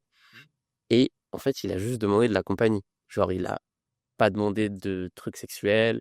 Tu vois, il a rien demandé, juste de la compagnie. Le mec, il a payé 7 000 euros la soirée pour qu'elle. Et en fait, ils ont rien fait, tu vois. Ouais. Et c'est vrai que ce truc de compagnie, t'as raison, c'est ce qu'il y a de. Mais en fait, enfin, ça, les gens se rendent pas compte, mais genre, dans le monde de l'escorting, là où il y a le plus de relations sexuelles, c'est le très, très, très bas du tarif, en réalité. Au plus tu montes dans les tarifs. Alors, il y a aussi l'extrême, extrême, extrême, extrême, quand on parle de centaines de milliers de dollars la nuit, là, il se passe des trucs un peu plus awkward. Mais entre les deux, la majorité du très premium de l'escorting, c'est beaucoup moins sexuel et trash que ce qui se passe sur des tapins qui font 10 passes par jour dans des caravanes au bord de route, tu vois. C'est ça, la réalité du marché. Et ouais, il y a il il y a une énorme partie de ce segment qui sont des personnes qui payent 1000, 2000, 3000 euros la journée pour se faire accompagner au cinéma, pour juste avoir de la compagnie. C'est drôle, mais tu sais, pour avoir ce truc-là il parlait de like a trophy. Donc, tu sais, pouvoir montrer que tu es avec une meuf fraîche et qu'en fait, tu fais ça pour avant tout montrer que tu es avec une meuf fraîche et que les autres hommes autour de toi voient que ta meuf est plus fraîche que la leur, average. Et en fait, il y a un vrai sujet d'ego derrière ça, avant même l'assouvissement sexuel pur et dur, quoi. Ouais. On en vient toujours à la même chose dans le business, c'est que c'est toujours ceux qui payent le plus qui sont le moins chiants, quoi. Oui, c'est vrai. C'est vrai. Dans Alors que ceux qui prennent des abonnements gratuits sur Tapit, eux, hein? Ces connards. Ah, Bah, merci, hein, Tapit. Tiens, si tu vois tes vaches clients, Tapit ramène beaucoup de trafic sur Reveal, hein. Mais merci beaucoup. trop cool, mec. Trop cool. Trop cool. Et ouais. Je suis chaud qu'on aborde un sujet que je trouve extrêmement intéressant et qui est un vrai sujet, je pense, dans le monde du X. C'est, tout à l'heure, on parlait d'Apple Pay, mais c'est la partie payment processing. Donc, comment, en fait, toute la machine est huilée. Je suis très chaud que tu nous expliques un petit peu, je sais pas si tu es transparent parce que je pense que si les plateformes sont à 25% de com, c'est pas par hasard, c'est parce qu'elles n'ont pas 1% de Stripe, c'est parce que forcément, elles sont pas acceptées par les paiements processing de base, donc forcément, elles doivent passer par des choses qui facturent plus cher, donc forcément, leurs frais sont plus élevés, etc. Je veux que tu expliques un peu comment toute la machine est huilée, tu vois, moi, ça m'intéresse, tu vois, de comprendre un peu comment se passe la partie paiement chez Reveal. Bah, déjà, en fait, quand tu passes chez un processeur de paiement, quel qu'il soit, tu es facturé sur le TTC. Donc, en fait, tu te prends des frais sur des montants que tu ne touches même pas. Ce qui est merveilleux. Donc, même sur la TVA, tu payes, tu vois. Bon, génial. C'est vrai que j'ai jamais pensé à ça. Non, mais ça aberrant. Mais c'est comme ça. Bon. Nous, effectivement, on a vu, parce que c'est génial, Mime avait fait un podcast dans lequel il parlait de tous leurs problèmes. Donc, moi, j'avais regardé ça en prenant des notes, c'était génial. Donc, Stripe, c'était pas la peine d'y penser. Unlocked, on a fait les frais. Donc, il a fallu un premier processeur de paiement auquel on a bossé à Chypre, où ça s'est très mal passé. En fait, ils voulaient de nous, mais ils voulaient pas de nous, tu vois. C'est-à-dire qu'en fait, ils étaient en mode. Ils ont dit oui, et après, ils nous cassaient les couilles tous les 3 jours, mais pour les trucs qu'on avait déjà fait. Enfin, le KYC, il était propre, la modération de contenu, elle était là. On avait des process, on avait des gens, on a toujours des gens qu'on paye à modérer, à regarder, tout. Et en fait, ils faisaient chier. Genre, donc, en fait, j'étais en mode bon. Et après, je suis passé par un broker, en fait, en payment processing, un mec dont c'est le métier de trouver le partenaire adapté et qui apprend une petite com, en fait, sur ce que te facture le processeur de paiement. Et du coup, là, ça fait depuis 7 octobre qu'on bosse avec eux. Ça se passe très, très bien. Mais par contre, oui, on est sur des frais classiques dans le porn. C'est de 8 à 12% en fait, sur le TTC. Énorme. Ok. Mais ce qui n'est pas étonnant en fait, parce que c'est du high risk. Il y a beaucoup de chargebacks, de demandes de refund. Enfin, c'est très spécifique. Et en fait, dans tous les cas, c'est soit ça, soit tu n'es pas processé. Et surtout qu'en fait, quand tu demandes à des processeurs plus classiques, ils vont te dire quel est votre volume de transactions. Tu vas dire j'en ai pas, c'est pour ça que j'ai besoin d'un processeur. Oui, mais vous faites combien? Mais je fais, quand tu te lances évidemment, mais je fais 0 parce que j'ai besoin d'un processeur pour commencer. Mais en fait, pour avoir du volume, il faut un processeur, et pour avoir un processeur, il faut du volume. En fait, t'es dans un truc infernal, tu vois. C'est horrible. Et pour OnlyFans, ils sont chez qui? OnlyFans, ils ont plus de 20 processeurs de paiement différents qu'ils alternent. Parce que Stripe, pareil, ils ont une politique comme ça. Ils disent pas de X, mais si vous êtes OnlyFans et que vous faites 6,6 milliards, on peut faire une exception. Voilà. Ah, il y a C'est... des Stripe? Ils sont intransigeants. Ouais, ils ont Stripe parmi d'autres. Ok. Ok. Et du coup, ok, donc là, donc les frais, c'est de l'ordre à 8 à 12%. Tu communiques, du coup, tu communiques de chez Pekit, enfin, chez quel processeur t'es ou pas? Non, non, non, ça je préfère pas. Ça, c'est top secret, ok. Et par exemple, moi, c'est les sujets qui m'intéressent. Donc, tu as ton lien de paiement. Ouais. Euh, la modèle envoie le lien de paiement au fan. Le fan paye. Comment ça se... Normalement, si tu reçois de l'argent d'un particulier, il faut faire une facture, tu vois. Enfin, moi, c'est comme ça dans ma tête, tu vois. Comment ça se passe, toute cette partie-là, pour que ce soit... comment tu peux recevoir de l'argent de particulier sans avoir les informations t'as juste les numéros de carte, tu vois. Comment c'est... Mais Bon, t'es en France, tu vois. en fait, tu crées un reçu. Tu crées un Ok. reçu de paiement. Comme quand tu vas à Attaque, tu payes. En fait, tu as un reçu. On t'a pas demandé ton nom, prénom, adresse, numéro de TVA, quoi. Du coup, en fait, on crée on auto-crée, oui, on autogénère, pardon, un reçu en interne avec telle adresse mail dans tel pays, parce qu'en fait, on détecte. On savait qu'on allait avoir ce problème d'adresse, etc. Du coup, on a intégré un plugin qui détecte l'adresse IP et donc où est le mec. Ok. Et en fait, du coup, ça nous permet de tout simplement savoir quelle TVA facturer et quelle adresse à peu près mettre. Ok. Et en fait, quand tu regardes la loi française, t'es pas obligé de mettre l'adresse extrêmement précise, etc. Machin. Ok. Ça, je Mais savais t'as pas. pas des moyens, en fait. Mais par contre, il faut travailler le sujet, quoi. Du Ouais. coup, c'est un vrai sujet, ouais. Ouais. Ok, ça marche. Ok. Et comment les paiements sont automatisés, je suppose. Tu fais pas 50 000 virements à la main. À l'instant T, si. À l'instant T, Ah, c'est tu une fais vraiment à personne. la main? On paye une personne qui fait les virements, ouais. Attends, mais ça s'automatise pas, ça? Si, là, on est en train de développer une API bancaire pour cet été. Ok. Pour justement automatiser ça. Mais jusqu'alors, en fait, là, jusqu'à il y a encore 3 mois, c'était gérable le nombre de virements. C'est là depuis 2 mois où ça skyrocket. Ce qui est un bon problème. C'est Mais la théorie. t'es pas sans savoir qu'il y a toujours des trucs prioritaires. Donc là, en fait, on était en mode, bon, en fait, on préfère que la personne, elle fasse des virements à la main pendant plusieurs heures plutôt que développer ce truc-là à l'instant T alors qu'il y a tel truc, tel truc, tel truc en urgence. Ok. Ouais, ok. Donc là, pour l'instant, encore aujourd'hui, tu fais les virements à la main, c'est ça? C'est pas moi qui m'amuse à faire les virements, mais oui, on fait les virements à la main, ouais. Ok. Et la partie TVA, comment tu gères ça? C'est un bordel, non? Alors, la partie TVA, c'est une super question. C'est une trop bonne question. Ça fait plaisir d'avoir des questions concrètes. Alors, moi, c'est mon côté designer d'Apple. Je déteste, en fait, le côté, c'était le cas sur Mime, enfin, c'est le cas sur Mime, c'est qu'en fait, la modèle dit, ça va être un média à 100 euros. Et on voit un média à 100 euros, sauf que le client est belge, donc c'est 121. Oui, il est français, c'est 120. Oui, il est suisse, c'est 108. Hop, tu vois, c'est marrant, ça varie. Au final, ça fait des prix dégueulasses, donc pas du tout optimisé en termes de psychologie d'achat. Et en plus, le client en mode, mais attends, tu m'avais dit 100, c'est 120. Ah oui. Et en fait, vu que les modèles sont pas formés, c'est normal, elles connaissent pas la comptabilité, la fiscalité. Elles sont en mode, mais attends, mais du coup, Mime prend 20% de frais en plus, qu'est-ce que c'est? Mais oui, c'est normal. Mais en fait, on bosse avec des gens qui sont pas entrepreneurs, elles sont créatrices et elles ont une entreprise. Donc c'est facile des fois, tu sais, je vois plein de gens qui sont en mode: «Pouah, elle connaît pas la TVA». Bah non mec, tu es créateur, tu connais pas tout, tu vois? Et du coup, nous ce qu'on a fait, c'est qu'on a décidé d'afficher tous les prix en TTC. Comme ça, on informe, hein, c'est pas du cachet, machin, c'est tous les prix sont affichés TTC. On vient déduire avec via détection de l'IP, la TVA correspondante par pays. Ensuite, ça fait un montant hors taxe dont on prend 18%. Et là, et si évidemment la créatrice est française ou l'agence est française, on ajoute la TVA. C'est qui envoie la TVA? C'est toi qui gères la TVA ou c'est la modèle qui doit gérer sa TVA? Alors, comme Mime, on l'encaisse et ensuite, lorsqu'on la rémunère, si on lui doit 10 000 € et qu'elle est assujettie à TVA, on lui envoie 12 000 si elle est en France. Ok, donc c'est toi qui encaisse la TVA. Ouais, Ok. Et après, toi, tu la reverses à c'est ça. l'État ou... À l'État ou au modèle aux agences.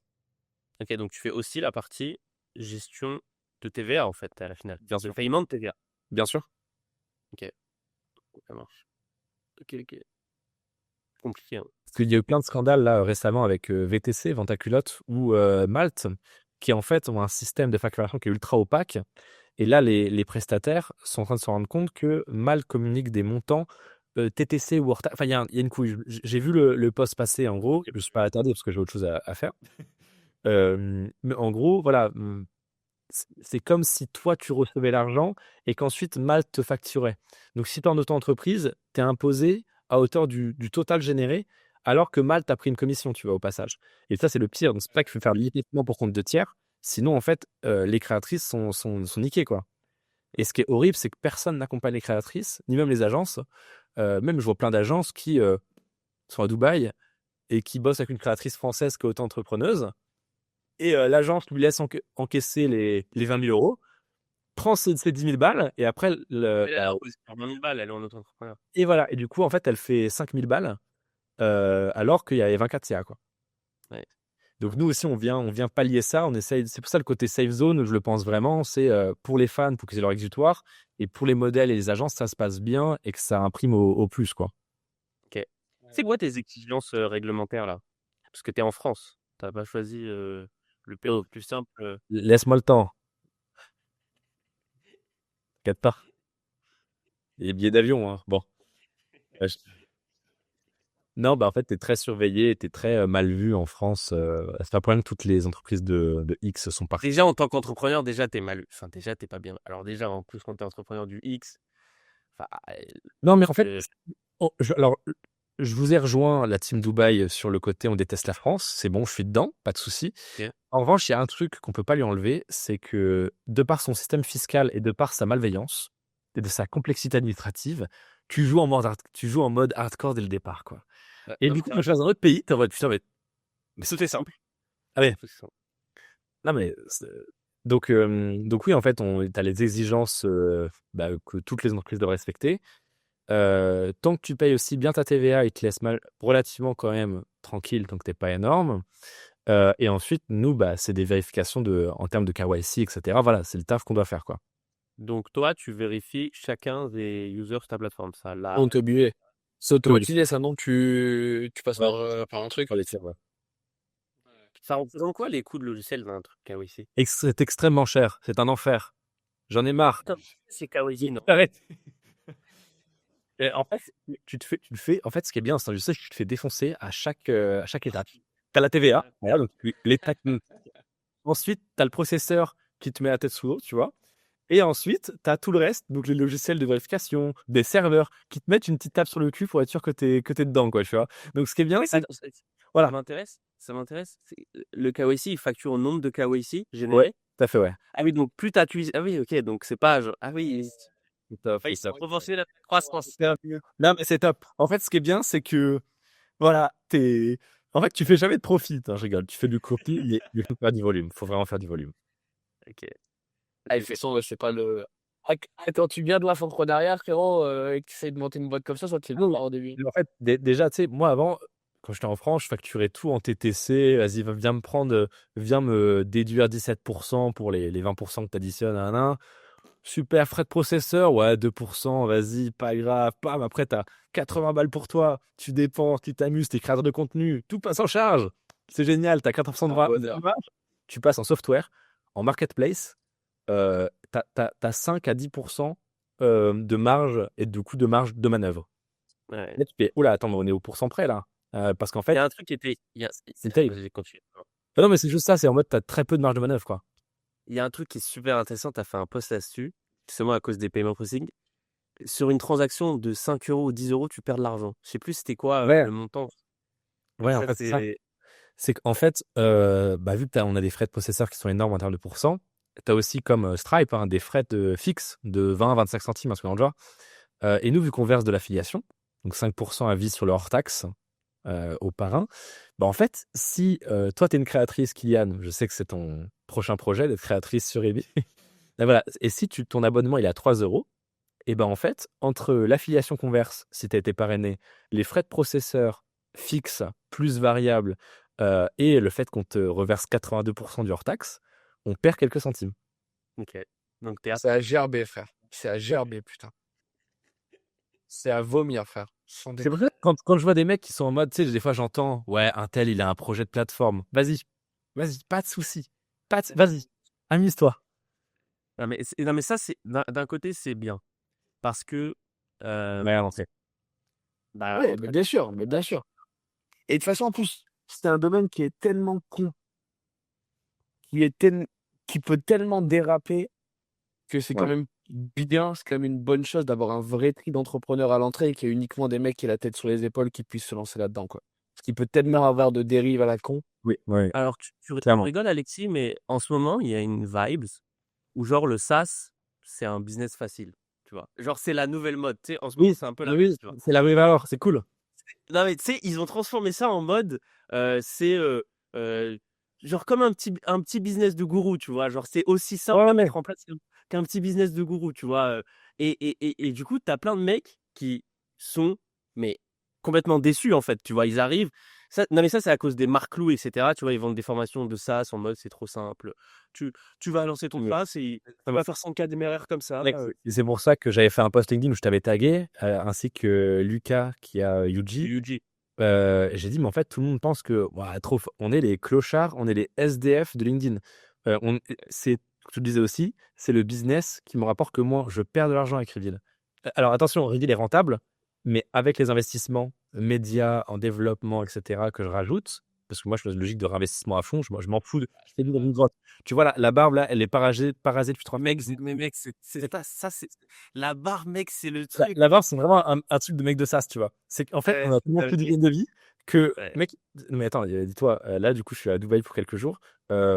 Jusqu'à ce matin, je suis allé voir une créatrice, je suis allé déjeuner avec elle juste avant notre podcast. Je n'étais pas sorti de chez moi depuis 6 jours. Eh ben oui, c'est ça, Je n'ai mec. pas Oui, sorti oui. Karim pour commander à manger. Et juste, en fait, je mange du code auquel je comprends rien. Je travaille sur mon média où les statistiques sont ultra variables parce que c'est de la viralité. Juste, en fait, tu patauges un truc pas rentable où tu comprends globalement rien et tu te dis, ah, j'ai un petit instinct que ça va aller par là.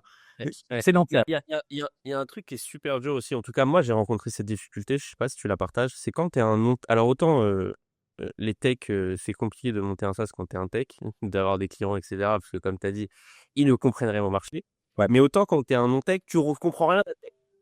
Donc, ton SaaS, il est quand même sur de la tech, tu vois. Et donc, bah moi, tu vois, j'ai passé, et je passe encore un temps fou. Aujourd'hui, je peux tenir une conve avec des devs, tu vois. Et ça, c'est un truc quand même que je suis assez fier, tu vois, de, Bravo, bah, pardon, pour moi. tu vois, moi, je me suis vraiment intéressé au sujet, tu vois, de vraiment comprendre les enjeux, de comprendre quelle technologie on utilise, pourquoi on utilise, tu vois. J'ai vraiment discuté des dizaines et des dizaines d'heures avec ChatGPT pour ne pas être perdu, tu vois, pour pas faire n'importe quoi, tu vois, pour vraiment comprendre les enjeux. Et ça, du coup, c'était une question que j'avais pour toi, c'est que aujourd'hui, est-ce que tu comprends toujours rien au monde des devs ou Regarde, je ne comprends rien. L'autre fois, on m'a dit, j'ai rencontré un informaticien qui était le mec d'une modèle, qui me dit, ouais, elle est codée comment ta plateforme? En quoi? Mais je ne en sais pas. quoi? Tu sais pas la techno. Et il connaît pas le langage, frère. Il connaît pas le langage, Mais pas du ce sport. Mais pas du tout. Mais parce qu'en fait, c'est. Alors, je comprends que pour toi, moi, je te dis bravo parce que je pense que c'est un vrai plus de comprendre. Maintenant, j'arrive un peu à estimer à estimer, à comprendre pourquoi certaines choses prennent du temps, pourquoi d'autres sont ultra rapides, etc. Ça, il n'y a pas de souci. Je comprends la logique de puzzle où en fait, c'est pas juste tu rajoutes un truc, c'est non, tu rajoutes une pièce au milieu d'un tout. Et faut que. Et après, il faut tout retester. Voilà, exactement. Exactement. Donc en fait, je commence à comprendre mes versions humaines, c'est-à-dire qu'ils me disent, non, en fait, quand on passe tel truc, faut rajouter dans telle branche. D'accord, ok, c'est un arbre, c'est machin. Ok. En revanche, je ne sais pas encore à plein train de coder. Et limite, j'ai envie de continuer à pas le savoir pour que quand je la revends dans quelques années pour un montant exorbitant, je fasse, je ne sais toujours pas. Tu vois? Non, mais j'abuse. Je te jure, mec, c'est important. C'est important que je sais. Parce Je que sais. je te jure, il y Il y a a un truc qu'on plein néglige. d'autres trucs Non, mais, où effectivement. non, mais il y a un truc qu'on néglige de ouf. C'est à quel point, toi, en tant que fondateur, quand tu comprends un peu la tech, à quel point tu peux aider tes devs. En fait, tu t'en rends pas compte, tu vois, mais à quel point, en fait, Aussi, ouais. toi, tes réflexes d'Internet, d'aller fouiller sur GitHub, C'est vrai, tes réflexes d'Internet d'aller fouiller partout, tu vois. Tu vois, ces réflexes de pirate, là, d'aller trouver l'information partout, etc. Ça, les devs, ils l'ont pas. Tu vois, donc, je sais pas, je te prends un exemple tout con. Hier, là, on est en train de faire des LinkedIn Bio. Ok, bon, c'est pas mon podcast, mais je te prends un exemple assez rapide. On est en train de faire des LinkedIn Bio et on est en train de faire un widget Maps. Ok. Oui, il y a le widget Unified, c'est sûr. Ouais, widget Onifal, on l'a développé. On est en train de faire un widget Maps. Ce widget Maps, il y a une API derrière. On trouve l'API, Mapbox. Ok. On regarde les prix de Mapbox. C'est un truc de dingue. Pour 1 million de clics par mois, en gros, sur sur 1 million de clics par mois, c'est 3050 $ par mois. Oui, bah toujours plus. Oui, allons-y. Oui, bah, bien sûr. Donc là, mon dev, dans sa tête, il s'arrête. Ok, on sort pas le widget Maps. Ça, c'est mon dev. Il s'arrête. Moi, si je ne connaisserais rien, je comprendrais rien, je me serais arrêté avec lui à ce moment-là. Sauf que moi, je me dis quoi? Bah non, mais je vais fouiller, je vais parler à ChatGPT, je vais regarder. Et en fait, il se trouve que Mapbox a commencé en open source. Ça veut dire qu'à l'époque, il y a des gens qui ont fork le code totalement légalement. Et du coup, Mapbox, ils sont en open source. Sauf que ça, personne ne le sait, tu vois. Et du coup, bah, moi, j'ai trouvé le code open source de Mapbox sur GitHub. Je l'ai envoyé à mon dev. J'ai demandé à ChatGPT de m'expliquer tout comment faire le widget map. Et maintenant, on va reproduire ce widget map pour 0 €, tu vois. Et ça, j'ai aidé mon dev. Alors que mon dev, lui, se serait arrêté, en fait, dans le process, tu vois. Mais Et je pense que pourquoi je fais pas ça, c'est parce que nous, on a justement cet interlocuteur qui fait ça. Et ça arrivait plein de fois où les devs, en fait, dans le groupe disaient ah non. Et lui, en fait, il balançait tout comme ça. Donc, je suis complètement d'accord que c'est une vraie plus-value. Mais je pense que j'ai pas encore ce besoin parce qu'on a quelqu'un comme ça qui le fait à notre place dans l'agence, tu vois. Mais c'est ouais. vrai que c'est toujours un énorme Mais plus. ça veut dire que tu lui remets entièrement confiance et les clés du camion, tu vois. Tu vois. Ok. Mais Oui, je pense et- que tu as plus ouais, value à apporter. C'est ça quand je vais me faire opérer, quand je vais me faire opérer du poumon, je me dis pas, oh le chirurgien, j'aime pas comment il tient son scalpel. Donc oui, en Non, mais fait, là, tu dis que t'es founder, genre, c'est la vision produit, mec. Tu vois ce que je veux te dire? C'est, je sais pas. Tu vois. bah, Je en te fait, jure, t'as une plus-value. moi en plus, évidemment, Pas c'est un compte. plus. Ouais. Je te jure, même moi, je m'en rendais pas compte, tu vois, mais je vois le nombre de fois où j'ai aidé mon CTO, où j'ai débloqué, moi, des situations tech, mais juste parce qu'en fait, je maîtrise le sujet en surface, tu vois. Et en fait, bah, je me dis, putain, mais en fait, c'est une vraie valeur, en fait, que moi aussi, je maîtrise ce sujet en surface de tech et que je comprenne son langage. Je rentre dans un call de dev, je sais de quoi il parle quand il parle d'une branche, quand il parle de Next.js, quand il parle de GitHub, Pareil, quand il parle de pareil. Vercel. Non, mais Versal, je connais. Versal, je connais. Versal, c'est bon, je connais. Vercel, tu connais. Ok, ça va. Non, mais tu vois, et vraiment, je te jure, tu vois, je me suis rendu compte que j'avais une plus-value à apporter en maîtrisant le sujet en surface, tu vois. Et je pense que toi, tu as exactement la même, tu vois. C'est possible. Mais Complètement. ouais. Donc, ok. Ok, c'est charmant. Moi, je vais juste rajouter un truc là-dessus. Je trouve quand même que c'est assez partagé sur cette histoire de ouais. Alors en ce moment, c'est vrai que c'est un peu la ruée vers le SaaS, tout le monde veut lancer ça.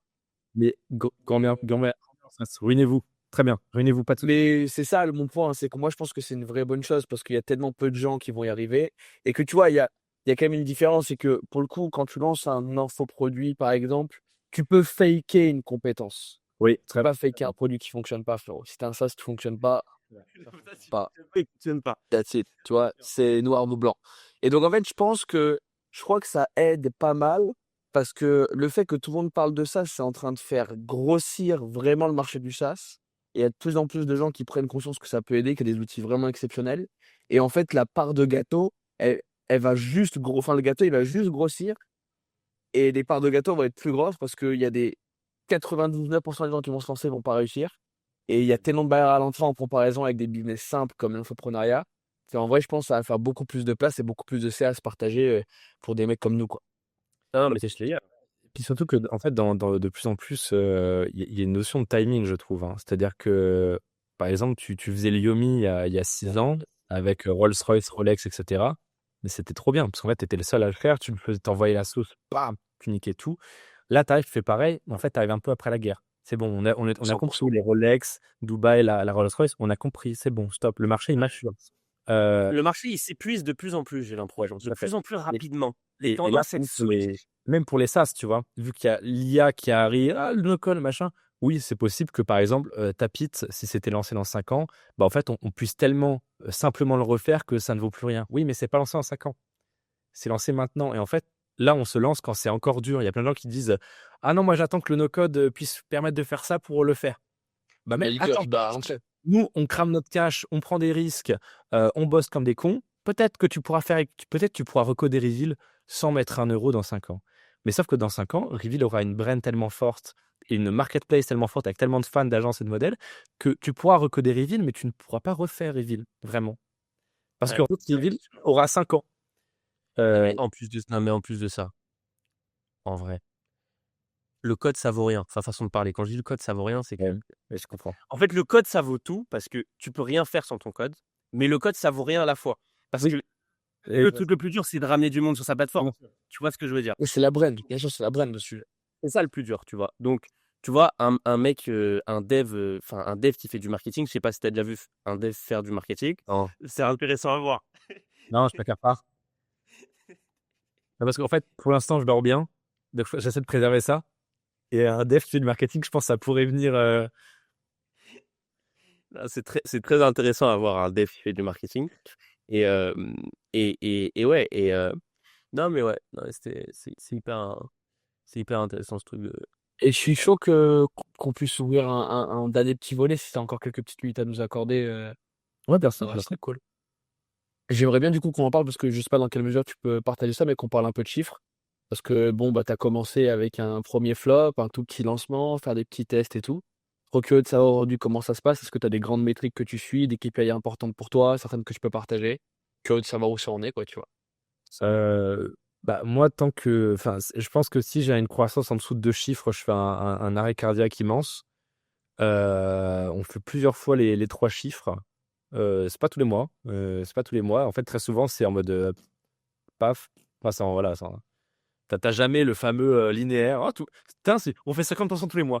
Non, très souvent, c'est gros boom, palier, petite descente, gros boom. En fait, ça correspond à l'arrivée de nouvelles modèles ou alors l'intégration de Reveal dans le process de certaines agences ou alors, oui, certaines vidéos qui push énormément et qui font connaître d'un coup Reveal. Et c'est ça, c'est que toi, le truc, enfin, tu peux pas stand des ads là-dessus, donc t'as pas de croissance linéaire, tu vois. J'ai jamais lancé une seule ads de ma vie. Pour l'instant, je m'en porte très bien. Full orga et full partout. Voilà. Bon, mais en tout cas, ce qui est cool, c'est que on prend 5 chiffres d'utilisateurs par mois. Ça, c'est très cool. Ah, putain, c'est costaud. Ouais, de fans. Juste de fans. Hein. Ouais. Ça, c'est énorme. Ça, c'est Ouais, très bien. c'est très cool. C'est une vraie bonne maîtrise pour les agences, ça. Ouais, ça c'est vraiment. Bah, en fait, c'est pour ça qu'on commence à vraiment devenir bankable. Qu'est-ce que je peux vous disclose? On est aux 6 chiffres par mois de volume d'affaires, avec une croissance entre 2 et 3 chiffres. Donc, c'est ultra exponentiel. Hein, vraiment, en fait, ça fait même bizarre quand tu viens de l'infoproduit en solopreneuriat. C'est très bizarre, en fait, parce que ça explose. En fait, t'as rien fait non plus qui justifie. En vrai, il y a une décorrélation entre le temps que tu travailles et puis l'argent que ça. Il y a des corrects. C'est vraiment important, c'est la décision que tu prends. Et sinon, on est à plusieurs milliers de modèles et plusieurs centaines d'agences. Je reste flou délibérément là-dessus Pourquoi tu restes fou? Ouais. Bah parce que je pense qu'il y a plein de trucs intéressants. Peur de quoi? T'es tout seul. Mime, c'est pas tes concurrents. Je sais pas, je préfère pas. C'est comme publier son livre de compte. Intéressant parce que toi, t'as quand même un truc de montrer les chiffres quand même publiquement depuis day one. Enfin, les screen stripe, je pense que t'en as. Les jeux de terrain. Ouais, voilà. Tu vois, tu montres énormément les chiffres. Donc, c'est quoi la strat derrière de pas dire les chiffres de Reveal? Je sais pas. Je pense que c'est pas Je te bon. questionne. C'est quand en fait, on est un peu en mode David contre Goliath. Si on dévoile vraiment absolument toutes nos cartes, je suis pas sûr que ça soit bon. On est face. Parce que moi, tu vois, vous vous rendez pas compte à quel point il y a une capacité de nuisance énorme quand tu te bats et que tu viens embêter des monopoles qui font plusieurs centaines de Ah millions ouais? de chiffre d'affaires par an. Ouais. Ils peuvent te faire chier? Non, je sais pas, ils peuvent utiliser des méthodes pour t'embêter qui sont pas cool, quoi. Ouais. Genre, Ouais, bon. je sais pas, si imaginons t'es très bien placé dans Paris, tu connais, genre, je sais pas, t'as des contacts dans différents milieux, peut-être administratifs, et tu te dis, putain, la petite plateforme, elle me fait chier. Peut-être les gens, ils seraient tentés de. Voilà. Ok. T'es méfiant. Oh, il y a plein de trucs, hein, frérot, mettre un dessous de table pour faire sauter un Non. serveur, bannir les chaînes Non, YouTube, bannir des vidéos YouTube, bannir un compte Insta, Voilà. J'ai c'est... des raisons factuelles de penser que vaut mieux pas dévoiler toutes ses cartes dans cette industrie, Ok. surtout quand t'es en mode David contre Goliath. Ouais, c'est valable. Ah, c'est valable. Ouais. Non, C'est valable. d'accord. Mais du coup, t'es tiraillé entre ton ego de voir ta plateforme qui grossit et de. Oui. Et j'ai envie de montrer ces virements de machin, j'ai envie de tout montrer, mais je peux pas. Mais non, en fait, je vois totalement la sensation à quel point on a tous de l'ego. Hein, c'est ce qui nous drive aussi, tu vois. C'est ce qui nous drive aussi. Beaucoup, Faire des. ouais. Bon, bah, je suis en mai. Eh ben, écoute, trop bien. Pour conclure, il y a 2 petites questions qu'on pose. Bah, pour le numéro 1, déjà, je sais pas dans quelle mesure ça pourra t'aider, mais si tu veux faire ton petit instant promo, nous sommes des entrepreneurs, donc évidemment, tu as le droit comme tout le monde. Et la deuxième question qui viendra par la suite, c'est en quoi est-ce que tu peux dire merci Internet aujourd'hui? Parce que c'est quand même le nom de ce podcast et l'idée, c'est de montrer au monde entier que Internet a changé les vies. Donc pourquoi toi aujourd'hui, tu peux dire merci Internet? Alors, pour la première partie, si vous voulez me voir parler business ou un peu documentaire et ville, etc., c'est sur Instagram, @fortumedia. On ne change pas une équipe qui gagne. J'ai gardé le username. J'ai enlevé le logo, j'ai mis mon nom, prénom, mais j'ai gardé le username pour le lore. Ton Et compte a sauté, t'as eu trop peur, t'as arrêté de poster des réels, j'ai remarqué. ouais, c'est ça, exactement, ouais. Ouais, c'est fou parce que tu sais, j'avais pas mis de contenu. Je sais pas, il y a des coïncidences temporelles. Il y a des coïncidences temporelles. Bon, je sais pas. Bon. Du coup, @fortumedia, si vous voulez venir. En story, je mets pas mal de choses.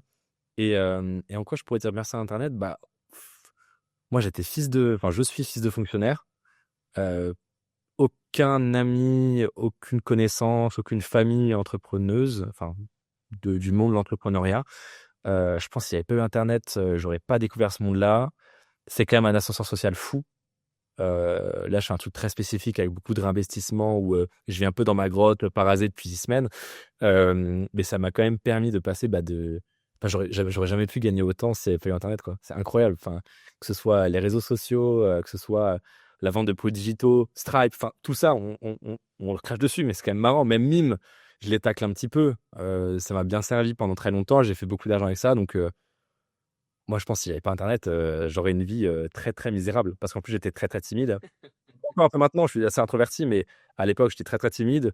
J'aurais jamais osé lancer un business, faire un emprunt à la banque, parler devant des gens. Donc, non, non, s'il n'y avait pas Internet, Ça t'a permis de te développer en tant qu'homme, bien sûr. permis de gagner en confiance en toi, de, de montrer. En fait, je pense que ça nous a tous montré d'une manière ou d'une autre qu'on n'était pas si nuls que ça et qu'on était C'est vrai. plus ou moins dans un truc, tu vois. Moi, en tout cas, c'est ce que ça m'a fait, tu vois, parce que moi, je pense que ce qui me définit le plus enfin, l'entrepreneuriat, tu vois, ça prend une immense partie dans ma vie, quoi, tu vois. Et ça, enfin, moi, je tiens pas 2 secondes sans parler de business, tu vois. C'est terrible. Genre, j'ai l'impression que plus aucun autre sujet m'intéresse, tu vois. C'est terrible, On tu est vois. tous un peu piqués par ça, ouais.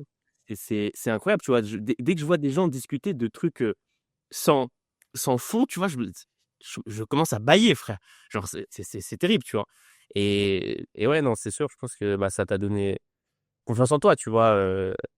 Et la confiance, c'est effet positif, tu vois. Quand tu as confiance en toi, après, tu fais des trucs bien Ouais, bah plus. même, tu vois, genre, c'est tout con, mais moi, je me suis soigné beaucoup de ça. Et puis après, on clôture parce que là, je vais partir en tirade. Mais moi, avant, j'étais beaucoup dans le besoin de prouver, en fait. Parce que quand tu te lances, c'est même pas que t'es un connard foncièrement, mais je sais que même à 19 piges, j'avais des phrases que je m'entends redire à l'époque, des façons de penser, de parler, où je me dis, mais t'es un enculé. En fait, c'était pas que j'étais un connard profondément, c'est que bah, forcément, quand t'as l'impression d'avoir eu peu de valeur, parce que bah, tu te retrouves pas dans le système, t'as pas des notes excellentes, avec les meufs, ça marche pas, c'est la galère dans tout, t'es nul.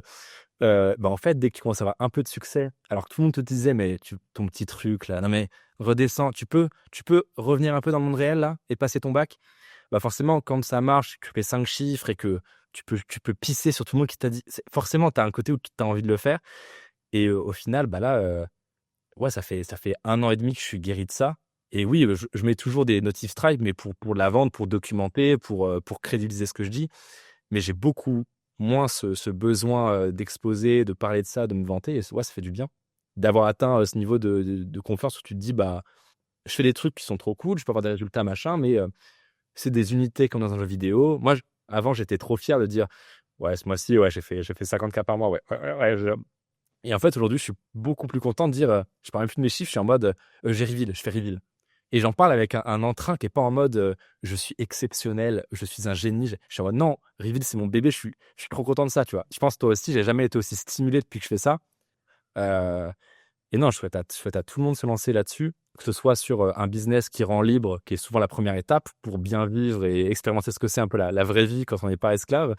Et après, quand on a fait un peu de cash et qu'on a vécu, expérimenté, se trouver un projet aussi passionnant et stimulant que peut l'être Revit pour moi ou pour toi, c'est génial. C'est génial. Ouais. Les gens changent, Alexis. Les gens changent. Pas tout le temps, frérot. Pas tout le temps. Bon, Hier, il m'a dit les gens changent et je lui ai dit va voir les craquettes qu'il y a à la gare de Montparnasse et va leur demander si ils seront différents d'ici 1 an. Pas tout le monde change dans le bon sens, mais il y en a qui changent. Pas tout le monde change dans le bon sens, c'est sûr, mais je pense que tout le monde peut changer. Enfin, moi, ça m'a. Ouais. Ah, ça, je suis convaincu de ça. Tout le monde peut changer. Ah ouais, 100%. Alright. Manoa, merci beaucoup. C'était charmé là-dessus. Merci beaucoup d'avoir été là, d'avoir écouté, regardé. Pensez à liker, commenter, vous abonner. On mettra évidemment les liens de Manoa juste en dessous. Et on se dit à très vite dans Merci Internet. Ciao tout le monde. Bye bye bye.